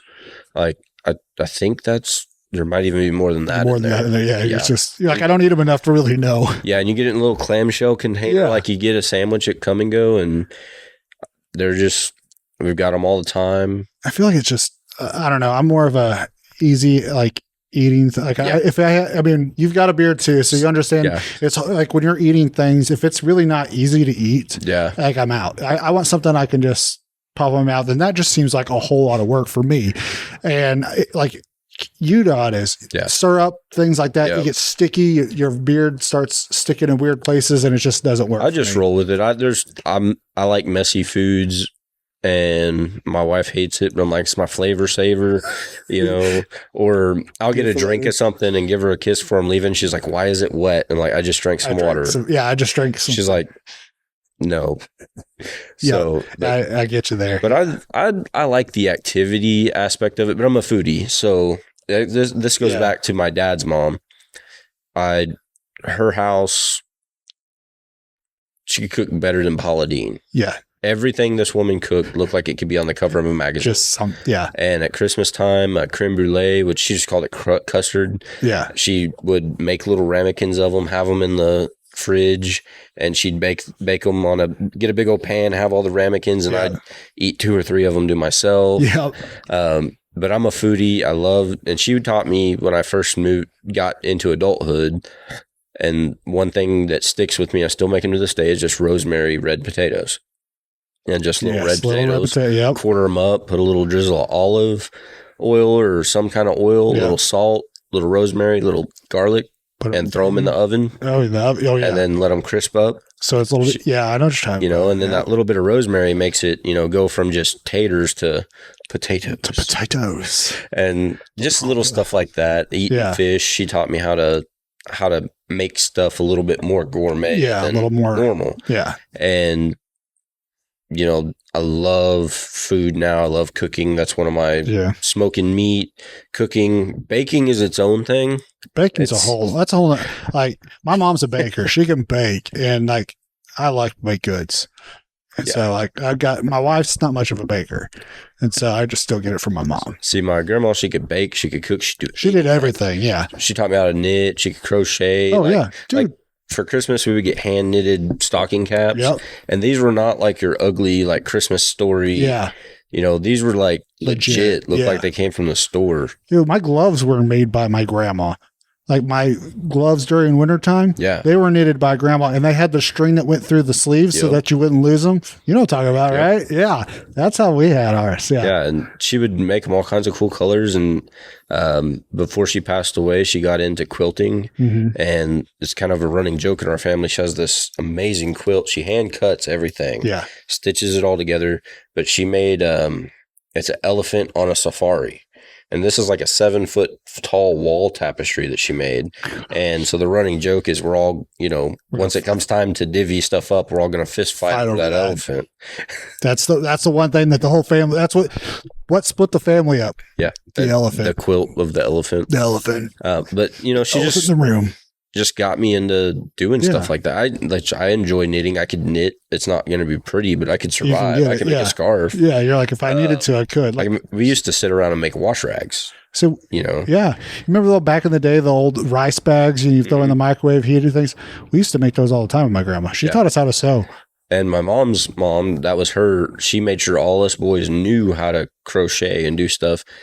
And my 2 uncles were like, oh, that's a girly thing. And they're like, it's a girly thing till you need it. Yeah. He's like, I can sew my clothes back together. Yep. He's like, if I could put a button back on. He's like, I could sew myself back together. If I really needed to, yeah. So us boys, that was just a requirement from my grandparents. We needed to learn how to do those things because, And I don't know how many times my grandma, she'd come over, I'd have some pants that didn't fit right. She'd right there stop, and she'd cut them down and hem up my pants. And so now I know how to hem up pants. You know how to hem up your pants. Yeah. Yep. Because my mom, I have a pair of Wranglers that's like 38 long, but they were on sale for like $10 and they're like waist size. Right. We can cut those down. Yeah. I just haven't got around to it, but I can cut them down and hem them up. Yeah. It's just fine. Not that hard. And so I like the activity thing. So we usually have some poppin' cookins, which are Japanese gummy activities, and then the Bob Ross make your own gummy kit. And there you go. It's got all the powder. You mix it up. It makes a little liquid. It has a little squeezer thing. You put it in the mold, and you can make little paint brushes and squirrels. Oh, there you go. No mistakes there. Yeah, I mean, it's a whole big kit. It's $14. Shoot. See, my daughter loves Bob Ross. She is like, she wants to be an artist when she gets older. There you go. And we were watching a TV show the other day, and we didn't tell her. We were like, "What is that?" She came running in the bedroom. Well, what is that? She goes, Bob Ross. She knew what it was. Like without them even saying it, she just saw the painting and knew it was Bob Ross. She would love that kind of stuff.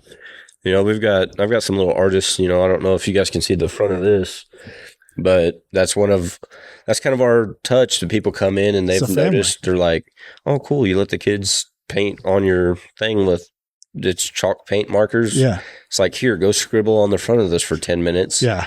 But, the amount of people that, like, for example, if you're at the mall, they'll be like, ew, why are you letting kids scribble on that? But out here, our client base, they're like, it's families. That's cool. Yeah. It's a family thing. Yeah. And they see the kids and they see everything and they're like, yeah, good job. Yeah. That's what, mom and pop shops around, I think really, it's what we like around here. It's we like the local. Mm-hmm. We like to have the families running. And when I started this podcast, I wanted people to remember, like, we're people. These business owners that are out there working hard doing this, they're the ones that are supporting little league teams. They're the ones that their kids go to school with our kids. Mm-hmm. They go to school with your kids. They're the ones, they're just a part of the community like you are. They're your neighbors, mm-hmm. and they're just working hard to do something for themselves and to show their family, like their kids and stuff. Well, look what we can do. And we kind of forget that because there is so many big box companies out there. There's a ton. And they have lots of money, and if somebody's upset, well, they don't care. No. They don't. No. They just keep on pushing through. A bad review is nothing. Mm-hmm. And they could have 100 bad reviews and they're still going to be busy as all get out. And we are really easy to get a bad review on a small company, and then everybody just be like, well, I saw that review, I can't do that. And you're like, they're just people. Sometimes I'm not in a good mood. Yeah. And I'll be grouchy, and I'm not perfect. And should I try to be a little bit nicer? Yeah. But sometimes you push me too far, I get a little upset, or I may forget something or this or that. It happens because I'm a human being. We forget absolutely. things. There's days you come in here, I'll talk to you for an hour, and then there's days where I'm just like, here you go. And then there's some days where it's like, do you like that? Yeah. Can I recommend something else? Or, what do you like about that? Yeah. This is way more cool. And I'm not really trying to upsell anybody. It's just trying to let you know, because this store doesn't look that big. Yeah. But when you actually go around and look at everything, we're only 800 square foot, but I guarantee there's at least 1,000 different individual items in this store. Oh, easy. And easy. There's some stuff that just looks like it's there for decoration, but it's actually candy for sale. It's candy, yeah. I'm looking around the store right now, and there's just so much. There's probably things that I haven't seen, and I've been in here a couple of times. And my wife will be like, hey, we need to order this. And I'm like, what is that? And I'll have to go back. She's like, remember? I'm like, oh, okay. And there's stuff that we're out of that people have asked. I'm like, oh, yeah, I forgot we carry that. Oh, yeah, so we have those, because we have so much stuff in here. There really is. And that's one of our things, is getting a little bit more organized on inventory and being able to track sales a little bit better is our next step. Because right now it's just, oh, that's out, I'll order that. Because we're not too, like I said, we're not big. I've got to have a minimum order requirement. Yeah. So it's not like I automatically order stuff every single month to make it worth the time. And it's not like you have a big warehouse behind you where you can just pull it out and grab it. There's like 3 shelves back there. Yeah, I've been back there. It's a kid area, and you've got a few things back there. Like, it's not huge. Yeah, it's tiny. But like I said, I can't order a pallet full of something. Yeah. You know, and that's the other thing. Some people have come in and be like, well, I can get this at Walmart. I'm like, yeah, you can. I said, but you can't get all this stuff at Walmart. A lot of it you cannot get at Walmart. And so, you know, we might be a little bit higher on some stuff, but you have to remember, I'm buying these, like some of these cases you see out here. Yeah. I don't have a master case in the back. Yeah. Like, that's what we have. That's what you got. And I have to buy in such small quantity on some things that it might take. Is high. Yeah, it might take 2 months for me to get enough to get everything built up. Yeah. Because if not, if I order like $300 worth of candy, I'm going to pay $300 in shipping. Yeah. You know, most of our stuff comes straight from Dallas. It gets here within a week. But yeah, it's not worth it to double my cost. So if I let it build up and I can get some better shipping terms, you know. Then you can order. Yeah. Definitely. But like Walmart, a lot of their box candies that we have, the movie theater boxes. Yeah. You know, it's like my sales guy says, I can't beat them on price, but I can beat them on selection. Yeah. So I try to have stuff that Walmart doesn't. Or big box stores don't. But I can't beat their price because I'm not buying half a semi truck of one thing. Yeah. I'm not buying 40,000 units of Skittles. Yeah. Just not happening. Yeah. So. But I mean, and it's really not, I mean, when you come down to it, if you want some Skittles, you can get some Skittles. But when you're here, there's other things that you can go, I'm going to try, because I'm already looking at stuff that even just as you're talking, I see other things looking around and I'm like, ooh, yeah, I kind of want to try that too. I'm going to have to get some of those. Yeah. There's just, I mean, take a chance and try something new and see what you got. Cause you may find something you didn't even think you would like. That extra $1 you're going to spend on something that we might have that Walmart has, and it's $1 more here, you're going to burn that in gas going down the road. Plus, you don't have to deal with everybody in Walmart. Yeah. You don't have to deal with Walmart. We do have rushes in here, but I'd say our rush is like 5 people. Yeah. It's not, there's not you're not parking at the back of the parking lot. If you don't want to get your steps in, come here. Yeah, you're good. Just walk in here, you get your candy and go on home. Every parking spot is front row parking. Like, I like people, don't get me wrong, but like you go to Walmart and it's busy, like that will get your blood boiling real fast. Yeah. And if you're just trying to get some Skittles, I mean, shoot. Pop in and get some Skittles. If you're on an in-and-out mission and then somebody's just standing there in your way, you know, I've got all kinds of cool stuff. We've got regular stuff. We've got off-the-wall stuff. I've got... Great for birthday presents. Great for, I mean stocking stuffers when it comes time for Christmas. I mean, there's all kinds of great stuff in here. I've got a Christmas Story was one of the big things. My grandparents, we watch it every year. So when I saw those come up, I've got little bars of soap that say soap on them that have Ralphie on the can where he had to put the soap in his mouth. Yep. And then I've also got Fragile leg lamp candies that are orange sour, and they look like a Pez with a leg lamp pressed into it. Yeah. Then it comes in a metal tin, but both of those are actually Warner Brothers licensed collectible items. The tins are. Really? And they're in a metal tin. It's not a piece of cardboard. It's something you can give as a gift. Like those things. I mean, you've got like gourmet popcorn over there. Yeah. Like if you're needing to, look a little fancy, grab some gourmet popcorn and do it, And I have a buddy at work. He has a niece that hates the Christmas Story movie. So that's what she got from him. That's what she got. She got one of those. I love it. I mean, really, you guys, you have something for everything. I mean, you even got the It's a Girl cigars and things like that, like things that we used to, like, I mean, I know people are probably like, ooh, no, like candy cigarettes and stuff like that, dude. We used to love those things. I've got the chalk sticks and the bubble gum, which I didn't know. Got those. I didn't know the bubble gum, you could blow through it and the powdered sugar comes out. A guy at work told me about that. What? Yeah, the ones that actually look like a cigarette, you blow through it and it makes a little powdered sugar come out. He told me about it, and I came straight here to the store, didn't even say hi to my wife, went and opened them up, and I'm like, what? I didn't even know that. Yeah, I made a little video of it because it was cool. My wife's like, don't post that on her Facebook. She's like, the world these days. I mean, I don't smoke cigarettes or anything. I don't smoke. But it's still, like, when I was a kid, I used to sit there and I would bite the ends off it so it looked like it was getting shorter. And, it's a cultural thing, like a generational thing. Well, I mean, you think about all my grandparents smoked cigarettes. My dad smoked for the longest time. You know, my grandfather, he smoked up until the day he died. You know, then like today, you know, people go outside to smoke or do this or that. No, they smoked in their house. It was a cigarette. My and grandpa coffee. did the same thing. Yeah, had an ashtray sitting right there on the coffee table. And if you're like, "Oh, smoking's bad," and they're like, "Why don't you shut up and leave me alone?" Yeah, my choice. Leave me alone. Yeah. But I mean, everybody vapes these days, and so it's just a different thing. Candy vape. There you go. I mean, I vape, and it's it tastes better. Yeah, it doesn't smell as bad, but it's not any better for me. Everybody's like, "Well, it's better for you. Don't smoke." It's nothing should be going into your lungs. So let's just put it at that. I mean, to add to the vices and the bad things, I've had liquor chocolates. That Liquor Barrel chocolates have liquor in them. I've got Irish whiskey truffles that the truffle in it has whiskey in it, but it's such a small amount that you can get the flavor of it, but it doesn't have any effect on anything.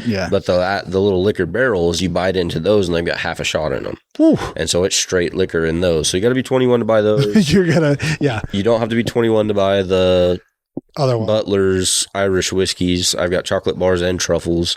But yeah, like you said, something for everybody. Yeah. I've got candy that's 10 pieces for $1.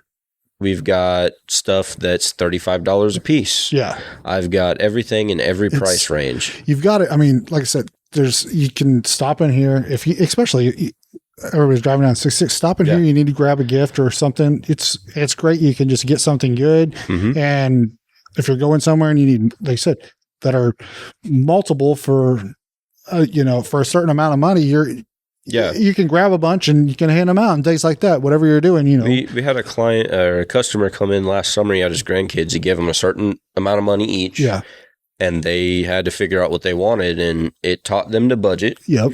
But they would come up, well, I've got $2 left. What can I get? And I'd show them, I said, well, you can get 20 of these or one of these or two of these. Yeah. And they got to decide what they wanted. I mean, but like I said, we've got like 10 for $1. Sometimes if you're buying a bunch of stuff and I've got some extra suckers, we just throw them in. Yeah.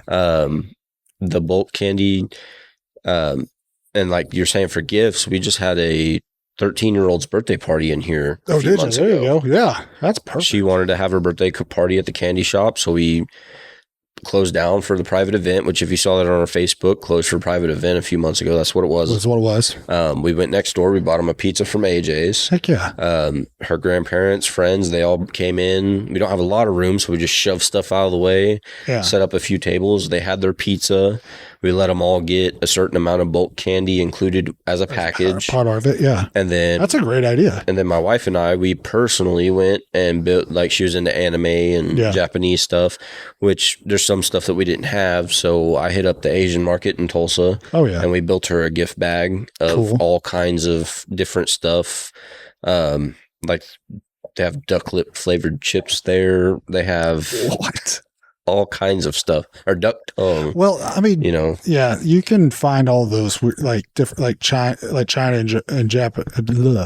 In Japan, they have like the weirdest Kit Kats, and the weird flavors of these chips and different things like that. So yeah. So we built her a box of all that because her mom kind of said that's what she's into. Yeah. So my wife worked the party. I took the kids. We went and did something to preoccupy ourselves. Yeah. And she's like, she absolutely loved it. She's like, that's awesome. She's like, you just killed it with all this stuff you put in there. Like, that's a great idea. My kids would love that. My daughter would love that. Yeah. That's an awesome, cool thing to do. I think we ended up on that one is a few $100, but you're getting every person, even the adults, got their own bulk candy. That's awesome. I mean, and you think about it, that's a lot of exposure for you guys too, because you got all those people that are coming. Yeah. They got something they like. They're like, man, I really like that. I got to go back. Yeah. Which, I mean, we're a business, so we did have to profit, but basically we had a small hourly rate, and then whatever that $1 amount that they spent, they got probably a little bit more than that back in product. Yeah. Cause like I said, we bought the pizza from next door. Yeah. We went and got plates. Even grandma, grandpa, mom, all the adults that weren't even really part of the party. Yeah, they weren't really there. They all got candy too. Shit, I can't beat that. So, yeah. I mean, it's a little bit of everything. I mean, So how can people kind of keep in touch on like what you guys are going on here, where you guys are going to be going, like doing your setting up, things like that? Because you guys got the freeze dried candy here that you guys we just did the New Orleans Square Block party. We're going to have a booth set up at the Gateway Foundation this Wednesday, and then Saturday we're going to be at the Tulsa Farmers Market. So you can be all over those places. Yep, and we sell at the events. We sell freeze dried candy, and then I've got to do a little self promoting. August 10th, we're going to have the Summer Bazaar hosted by Spaded and Jaded Tattoo. Yeah. We are a sponsor of that. So they're going to have professional live wrestling, a car show, a bike show, petting zoo, bounce houses. Obviously, it's tattoo shops. Yeah. Of live tattooing, live piercings. There's going to be some artists there doing live painting, and then they'll have their own art for sale. And then there'll be vendors on top of it. It's $5 a head, August 10th at the Property Event Center, which is right off the turnpike on Olive or 129th if you're a Tulsa person in Broken Arrow. Yeah. So it's between 121st and 111th on 129th. Yeah. Big red building. It's $5 per person to get in. Shoot, you can't beat that for $5 per person. That's a lot of different things you get to see and do. And if you get there early enough, free donuts, free coffee, free cold drinks. There you go. All kinds of stuff. Yeah, and I will be there probably from 8 in the morning till close to midnight, but we're going to start at 9, aim for shutting her down about 10. If there's enough people, we might do 10 or 11. A little bit later, yeah. So, and it's always But you gotta have a little fun too. Yeah, John Black and the guys that run that, this one's more for the kids because we've had some adult theme stuff going on, and he's like, we got to do one for the kids. And he's just trying to make it as big as he can. He wants to see how big of a party he can. See what he can do, yeah. Who doesn't want to have the biggest party? Yeah, but they've got kids themselves. I think his boy that always comes up, and he's real cool, so I give him some freeze-dried candy for free every once in a while. I think he's like 10 or something like that. And then my kids are going to be there. My son's 5. He's turning 5, so we're going to let him go crazy. Yeah, have some fun. So lots of fun that day. Yeah, that'll be cool. I mean, we're talking the professional wrestling, like a legit luchador, jumping off the top rope, back flipping, everything, chair stomping. Yeah. Good stuff. Yeah, and it's all good stuff. And the concession stand is Wrestling for a Cause. They raise money for families who have children of childhood cancer. Yeah. And it's to help cover unexpected medical expenses, travel costs. Yeah, the things that insurance doesn't cover and stuff like that. Yeah. And then the other nonprofit we're raising money for is Pushing for Purpose, who was started by Frank, who's been part of our events and doing videos and stuff for everybody. He started that for anybody in need, pretty much. People who are getting back on their feet, recovering from addiction, trying to do right. Yeah. He's been doing work with a boys' home down towards Durant, getting them supplies that they need. Oh, wow. Yeah. The coordinator there said they need, obviously, volunteers is the biggest thing. Yeah. To spend time and invest in these boys who are victims of their circumstance that are not their own fault. They're not their fault, but the biggest thing is they needed a lot of hygiene products, socks, underwear, toothbrushes. If you've ever been around a lot of boys, it gets pretty stinky. So, so we're raising money for both of those. Well, that's really cool. So, have some fun and you're going to help out. Yeah, and it's $5 to get in. So, if $5 for a little kid with cancer for his family to be able to stay in a hotel, or somebody who's getting back up on their feet trying to do right. Yeah, and you get to have fun at the same time. It's a win-win. Yeah, and most of the big stuff is free, and then you just bring a little pocket money if you see something you want to. Yeah, get some food or buy some freeze-dried candy. Freeze-dried candy over here. Yeah, and then also you guys are on Facebook. People can follow on your Facebook and Facebook and TikTok are 2 that we've got right now. What's your tag on those? You can just search Route 66 Candy Shop. This is our profile picture. And you see this? That's us. You're in the right spot. I don't remember what our TikTok is. My wife set that up. I just slap videos. You just put videos on there, yeah. But our business cards, if you do come in, we've all our freeze-dried candy and our business cards have a QR code. So you scan that. That gives you the link tree to More Munchies freeze-dried candy, Route 66 Candy Shop. We have a link for all the ingredients that are in every single one of the freeze-dried candies we do. Dang. which, by law, we're required to put ingredients on the bag. But if there's something that you're unsure about before you want to buy it, or if you want to place an order, you can look it up, make sure it's good for you. Because I didn't know Bit of Honey has nuts in it. So if you know, that's something you guys know now. Well, I don't eat Bit of Honey if you're allergic to nuts. It has almonds in it, yeah. Really? Mm-hmm. I don't know that either. So I'm not allergic to anything, so I just really don't pay attention. I'm not allergic to anything. If I am, I don't know, and I still eat it. Probably the thing that makes my stomach hurt or something. But my wife, she's like, I eat hot peppers. She's like, why do you do that to yourself? You're allergic to you don't it doesn't agree with your body anymore. You're 30. I'm still gonna do it. After you get your gallbladder out too, there's a lot of like fried food and stuff. Man, it is not set. But gosh, you give me some onion rings, I'm gonna go to town. Yeah. Like, I'm not gonna say no. I accept the consequences. Yes, I know I will regret it later, but right now I am not regretting it. So let's do this. But also on your cards, if you you keep buying candy. Yeah. So it's a punch card. So every $10 you come in and spend. Well, it used to be every single $10. So if you spent like $30, we give you 3 punches. Yeah. We had to give so much candy away. It was just going crazy. People were holding their feet to the fire on this. So you come in, spend at least $10. Get a punch. You get a punch. You fill this card up. You come back in. You give it to us. We'll redeem it. You get a free half pound of bulk candy. Dang. And the bulk candy is, we've got trail mix, gummies, taffy, chocolates. Anything you see in the store that's in the bulk containers through the whole store is all the same price. Is included. Yep. I mean, like I said, bulk candy, $6 per half pound, $12 for a pound. Yeah, $12 a pound. I think the mall, the last time I checked, was $18. Yeah, it was like 18 something for it. There's a fairly new snack place in Tulsa that also sells fish. They've got a store that's split in two. It's an interesting concept. But okay. I creeped on them, and theirs was 13. 13. So I mean, it's still cheaper, and it's and that includes the sugar-free bulk. Yeah, everything all that over that's there. In those tubs. You see those tubs anywhere in the store, it's that's price. Part of it. So I mean, if you really are like, man, I would like to take my kids, get some candy, you can do it. And it's not going to cost you on the way. It really, and honestly, when you think like, well, half a pound, that's a lot of candy when it really comes down to it. It's not like when you look at it, you go, you have it in your bag and you go, man, that's going to be a lot of money. And you put it down and it's really, most of our peg bags over there, those bags are, yay big. Those are 4 ounces. Yeah. A pound is 16 ounces. So that's a third pound. Yeah. So you're not even to $6 yet. Yeah.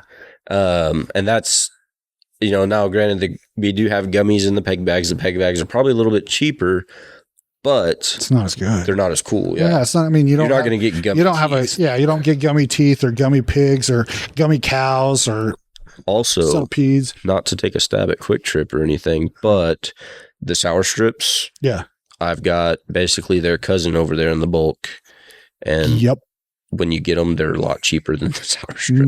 My wife, my kids love those things. And so whenever they saw them, they were like, oh yeah, they're putting them in their bags. We call them belts. So they're sour belts or rainbow belts, but they're the same thing. You've got tropical frogs. You've got, the old wax bottles, soda bottles that you get. You got the wax ones there. Yeah, but they're updated for our generation. So instead of little wax bottles, they're wax glow sticks. Yeah. So you've got those. My kids love those. I always liked them. I was a weird one. I always choose on the wax afterwards because I've got wax lips over there too. I didn't understand what they were. I've never had them. Apparently, they're just a chunk of wax that you chew on. Yeah. And your body doesn't absorb the wax. It just goes on through when you digest it. Huh. I never actually ate them. I just chewed on them and spit things. Yeah, I've seen them. I looked it up because I'm like, there's no way this is just wax. And that's exactly what it is. It's just wax. It's a food grade wax. It's just But you have fun with it. You just put them on your lips and, oh, look at me. Well, the gummy teeth, if you hold them just right and flip your lip over them, they look like the old hillbilly buck teeth. Yeah, my son had his and doing it. Yeah, for sure. So there's just a lot that you can follow on Facebook, TikTok, see all the fun stuff that are going on. Come in. Claremore, Catoosa, Owasso, guys, come over. Inola, all you guys around here. Come over here and check it out. You won't be disappointed. Bring the kiddos, get some good candy, and meet my buddy Chad here. He's a good dude. I like to talk. We were pretty chummy just off that first day we talked. We just hit it off, started talking, and then. I was like, I got to have this dude on the podcast. Well, then I came back and saw the register still had your total on it. I'm like, did we even do that? And you're like, no, we haven't even rang it up yet. Yeah, we were just talking. Yeah. And then I came back in here the next day and your wife was in here and I was like, oh, are you Chad's wife? She was like, yeah, who are you? And I was like, oh, I'm Phil. I have the podcast.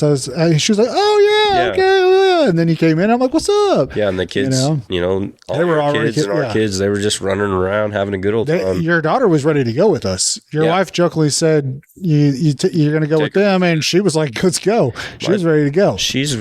My daughter's a very interesting individual. She's going to be very successful in life because she bends everything to her will. There is no other way. It's that way. Yeah.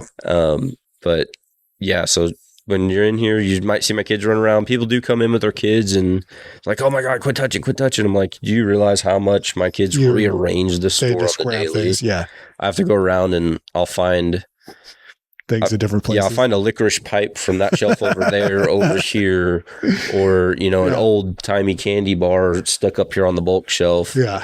And we're kid friendly. It's a candy shop. And if you come in and we haven't had any customers in a while, we let the kids go crazy between customers. They've got to burn off their energy. Oh, yeah. We used to have a little metal radio flyer tricycle, and they would ride it around in here.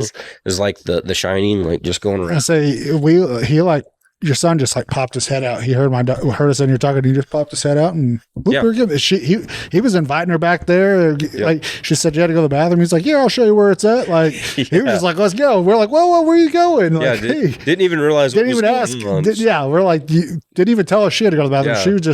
He was like doing the job for us. He was like, yeah, here, it's right over here. Yeah, he if he hears a kid, he's out here. He pops it out and. He likes to give out free stuff sometimes. So, Yeah, you don't know what's going to happen. Yeah. So, I mean. Everything in here rotates, so every time you come in, hopefully it's a little bit different. So you got to keep coming in to see what we got. See what's coming in there. Yeah. I mean, honestly, I think this is something that we need. It gives you that good feeling. You guys are legit working hard. Mm-hmm. You guys are, you're out there doing another job. I'm taking up your time being on one of the days that you guys are closed, and you're doing this with me. You guys are putting a lot into it. Yeah, I worked from 7 this morning to 4:30. Came over here. Now we're talking for 2 hours. Now I've got to go home and get dinner ready and be dad. Be dad, yeah. And be dad. So if anything, come and support them. Go follow them on their social medias. Go watch what they've got posted. And just come out and enjoy it. Cause it's all about it is support our local businesses and the family run businesses that are out there doing it, that you don't have employees. It's you guys, you're the employees and they're working hard. So support them, come and check it out. Spend a few bucks. You're going to get a lot. For what you spend. It takes a lot to spend. Like if you spend like $30, it's usually like a Walmart bag full. Oh, ours wasn't even $30, and we still had tons. Like I told you, our kids are still eating off some of that candy. Yeah. And I'm gonna buy more while I'm here, just to let you know, because I need some more of those gummy bears. I need some more of them chocolate covered espresso. Yeah, bears. and I love when people come in and they see something like the Cinepix. They're like, "Man, I remember these." Oh yeah. Then their kids are like, "What?" And they're like, "Oh, you're not cool enough. You don't know about this." And then parents get to pull their cool card out and educate their kids a little bit. Let me show you some. I remember getting the Cinepix from I would go eat buffet, like Chinese buffet with my grandma, and they would have the Cinepix at the place we went. And I always got one afterwards just because it was just part of it. And I loved them. They're awesome. When I quit smoking, I used Cinepix to chew on whenever I quit smoking cigarettes. That's a big deal for people who quit smoking cigarettes. They're good old classic old fashioned cinnamon toothpicks, Cinepix. I've got a lady that comes in and buys half a case of Abba Zabbas every 2 weeks. We've got big hunks. We've got I love big hunks. I'm not gonna lie. Oh, do you? Oh gosh, love me some big hunks. Now, you've got all kinds of great stuff in here, and I think getting it out there so people can know where it's at. Remind them. We got one over here, and that it's really, I texted you and said I was running a little behind, and I actually made it on time. It took me like 15 minutes to get here from Claremore. Well, and I was on the turnpike. I live by the turnpike entrance, so it's real easy. I jumped on the turnpike. I even tell people in Broken Arrow, like, it's the same drive. It's not that far. Here to if they go to the mall or they come here, it's the same amount of time, less traffic. You're going to save money. You don't have to fight people for parking. You don't have to fight people. You don't have to go in the mall. And the mall's sketchy nowadays. And you don't have to get on 4 different highways. You can come right up county line. Yeah. You can come up the turnpike. Yeah, easy. You know, because I came from 81st and Lynn Lane, and it takes me 15, 20 minutes to get here from work. Yeah. Every day. And that's in rush hour. So, I mean, yeah. No excuses. I mean, you've got everybody around you can get here. It's a good central location for all your all the spots. If you go to the Hard Rock, you just go past the Hard Rock to Pine, hang a right, come up to Route 66 where the Hooks gas station is. Yeah. Hooks is on one end, we're on the opposite. Yeah. So you guys got to come check it out. Chad, I appreciate you giving me time, sitting down, talking with me. I hope you guys just keep blowing up. I really do. I think you will too. I'm ready for you to have ice cream in here so that I have a better excuse to come in here and buy more candy so I can get some ice cream as well. But like, what you guys are doing is awesome. I can genuinely tell you guys are good people. I don't know. I kind of have this weird radar. You can tell when people are kind of sketchy and you go, yeah, they're not the nicest people. They're not, they're good at acting. You know, you really kind of notice those things. And I can tell you guys are good people. You guys are, your kids show that you guys are good parents. You're good people. They're very polite. They're kids. Mm-hmm. Yeah, it is what it is, but they really were. And so that's why I was like, yeah, we've got to have them on the podcast, get them talk to them and get people over here because it's a little gold mine. Really, it's a good place to have around here. Yeah. And I'm glad we have it. And I want more people to come over here and see it and enjoy it like we do. Because it is awesome. This is not just some like spiel and whatever. I really enjoy, I legit love this place. And it's awesome. It's great.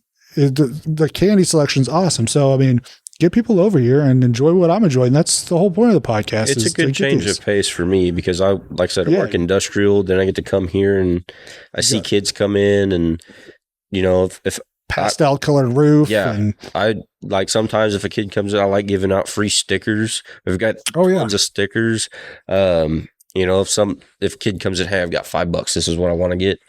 Kid's going to get $5. You get $5 worth. A good $5 worth. You know, we're going to make it happen. You're going to make it work. Yeah.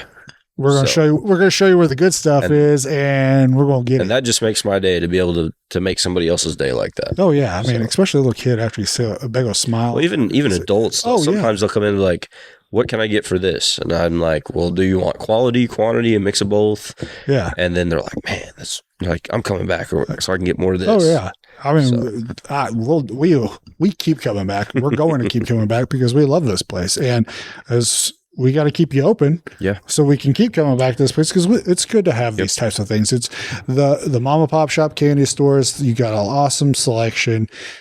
If it's in the summertime, it is cool in here. It feels a lot better than it does outside. I'll tell you that. So get out of the heat at least and come and get some candy. I mean, you got to keep it somewhat cool in here. You got chocolate. And I advertised last year, which we didn't have the following we did now, that when it's stupid hot, I keep water in the back. I've got the picnic table there with seats. Come in and cool off. Just hang out with us. Yeah. I get bored on Saturday when I'm here for 8 hours by myself. Yeah. Just come talk to me. Keep me company. Come say hi. You know, if there's something that sparks your fancy, we can maybe work a deal or make it work. You might see something you're like, actually, while I'm in here. Yeah. We'll get one of those too. We got kids that skateboard all around. They come in and hang out, cool off. You know, yeah. I want to be a community fixture to where it's like, hey, let's just go. You know, when I was a kid, but I didn't have any money, I'd go hang out at stores this place, but I got to know the people that work there. Yep. And, you know, I want to be that we're on the corner. We can be a corner store where you come hang out, chill. Yeah. I'm not going to, you know, unless you're trying to steal or something, I'm not going to be like, hey, you got to go. You ain't got no money, get out of here. No money, get out of here. You know? Yeah, no, just don't steal nothing from me. Yeah, just be polite, be kind, and just come and chill, you know, come and talk. And I think what you guys are doing, you're going to keep on growing. I think it's going to be bigger and you're going to keep on going. I really do. You guys are awesome. I hope people come over here. I know they will once they see this, and it may be just a handful of people because I mean I'm not famous or anything. Right. This is just a podcast. I'm just a local guy. I'm going to need a signed copy of this podcast for. We're going to need I'm going to need whenever it goes big. Yeah, so I can cash it in for $1 million. There you go.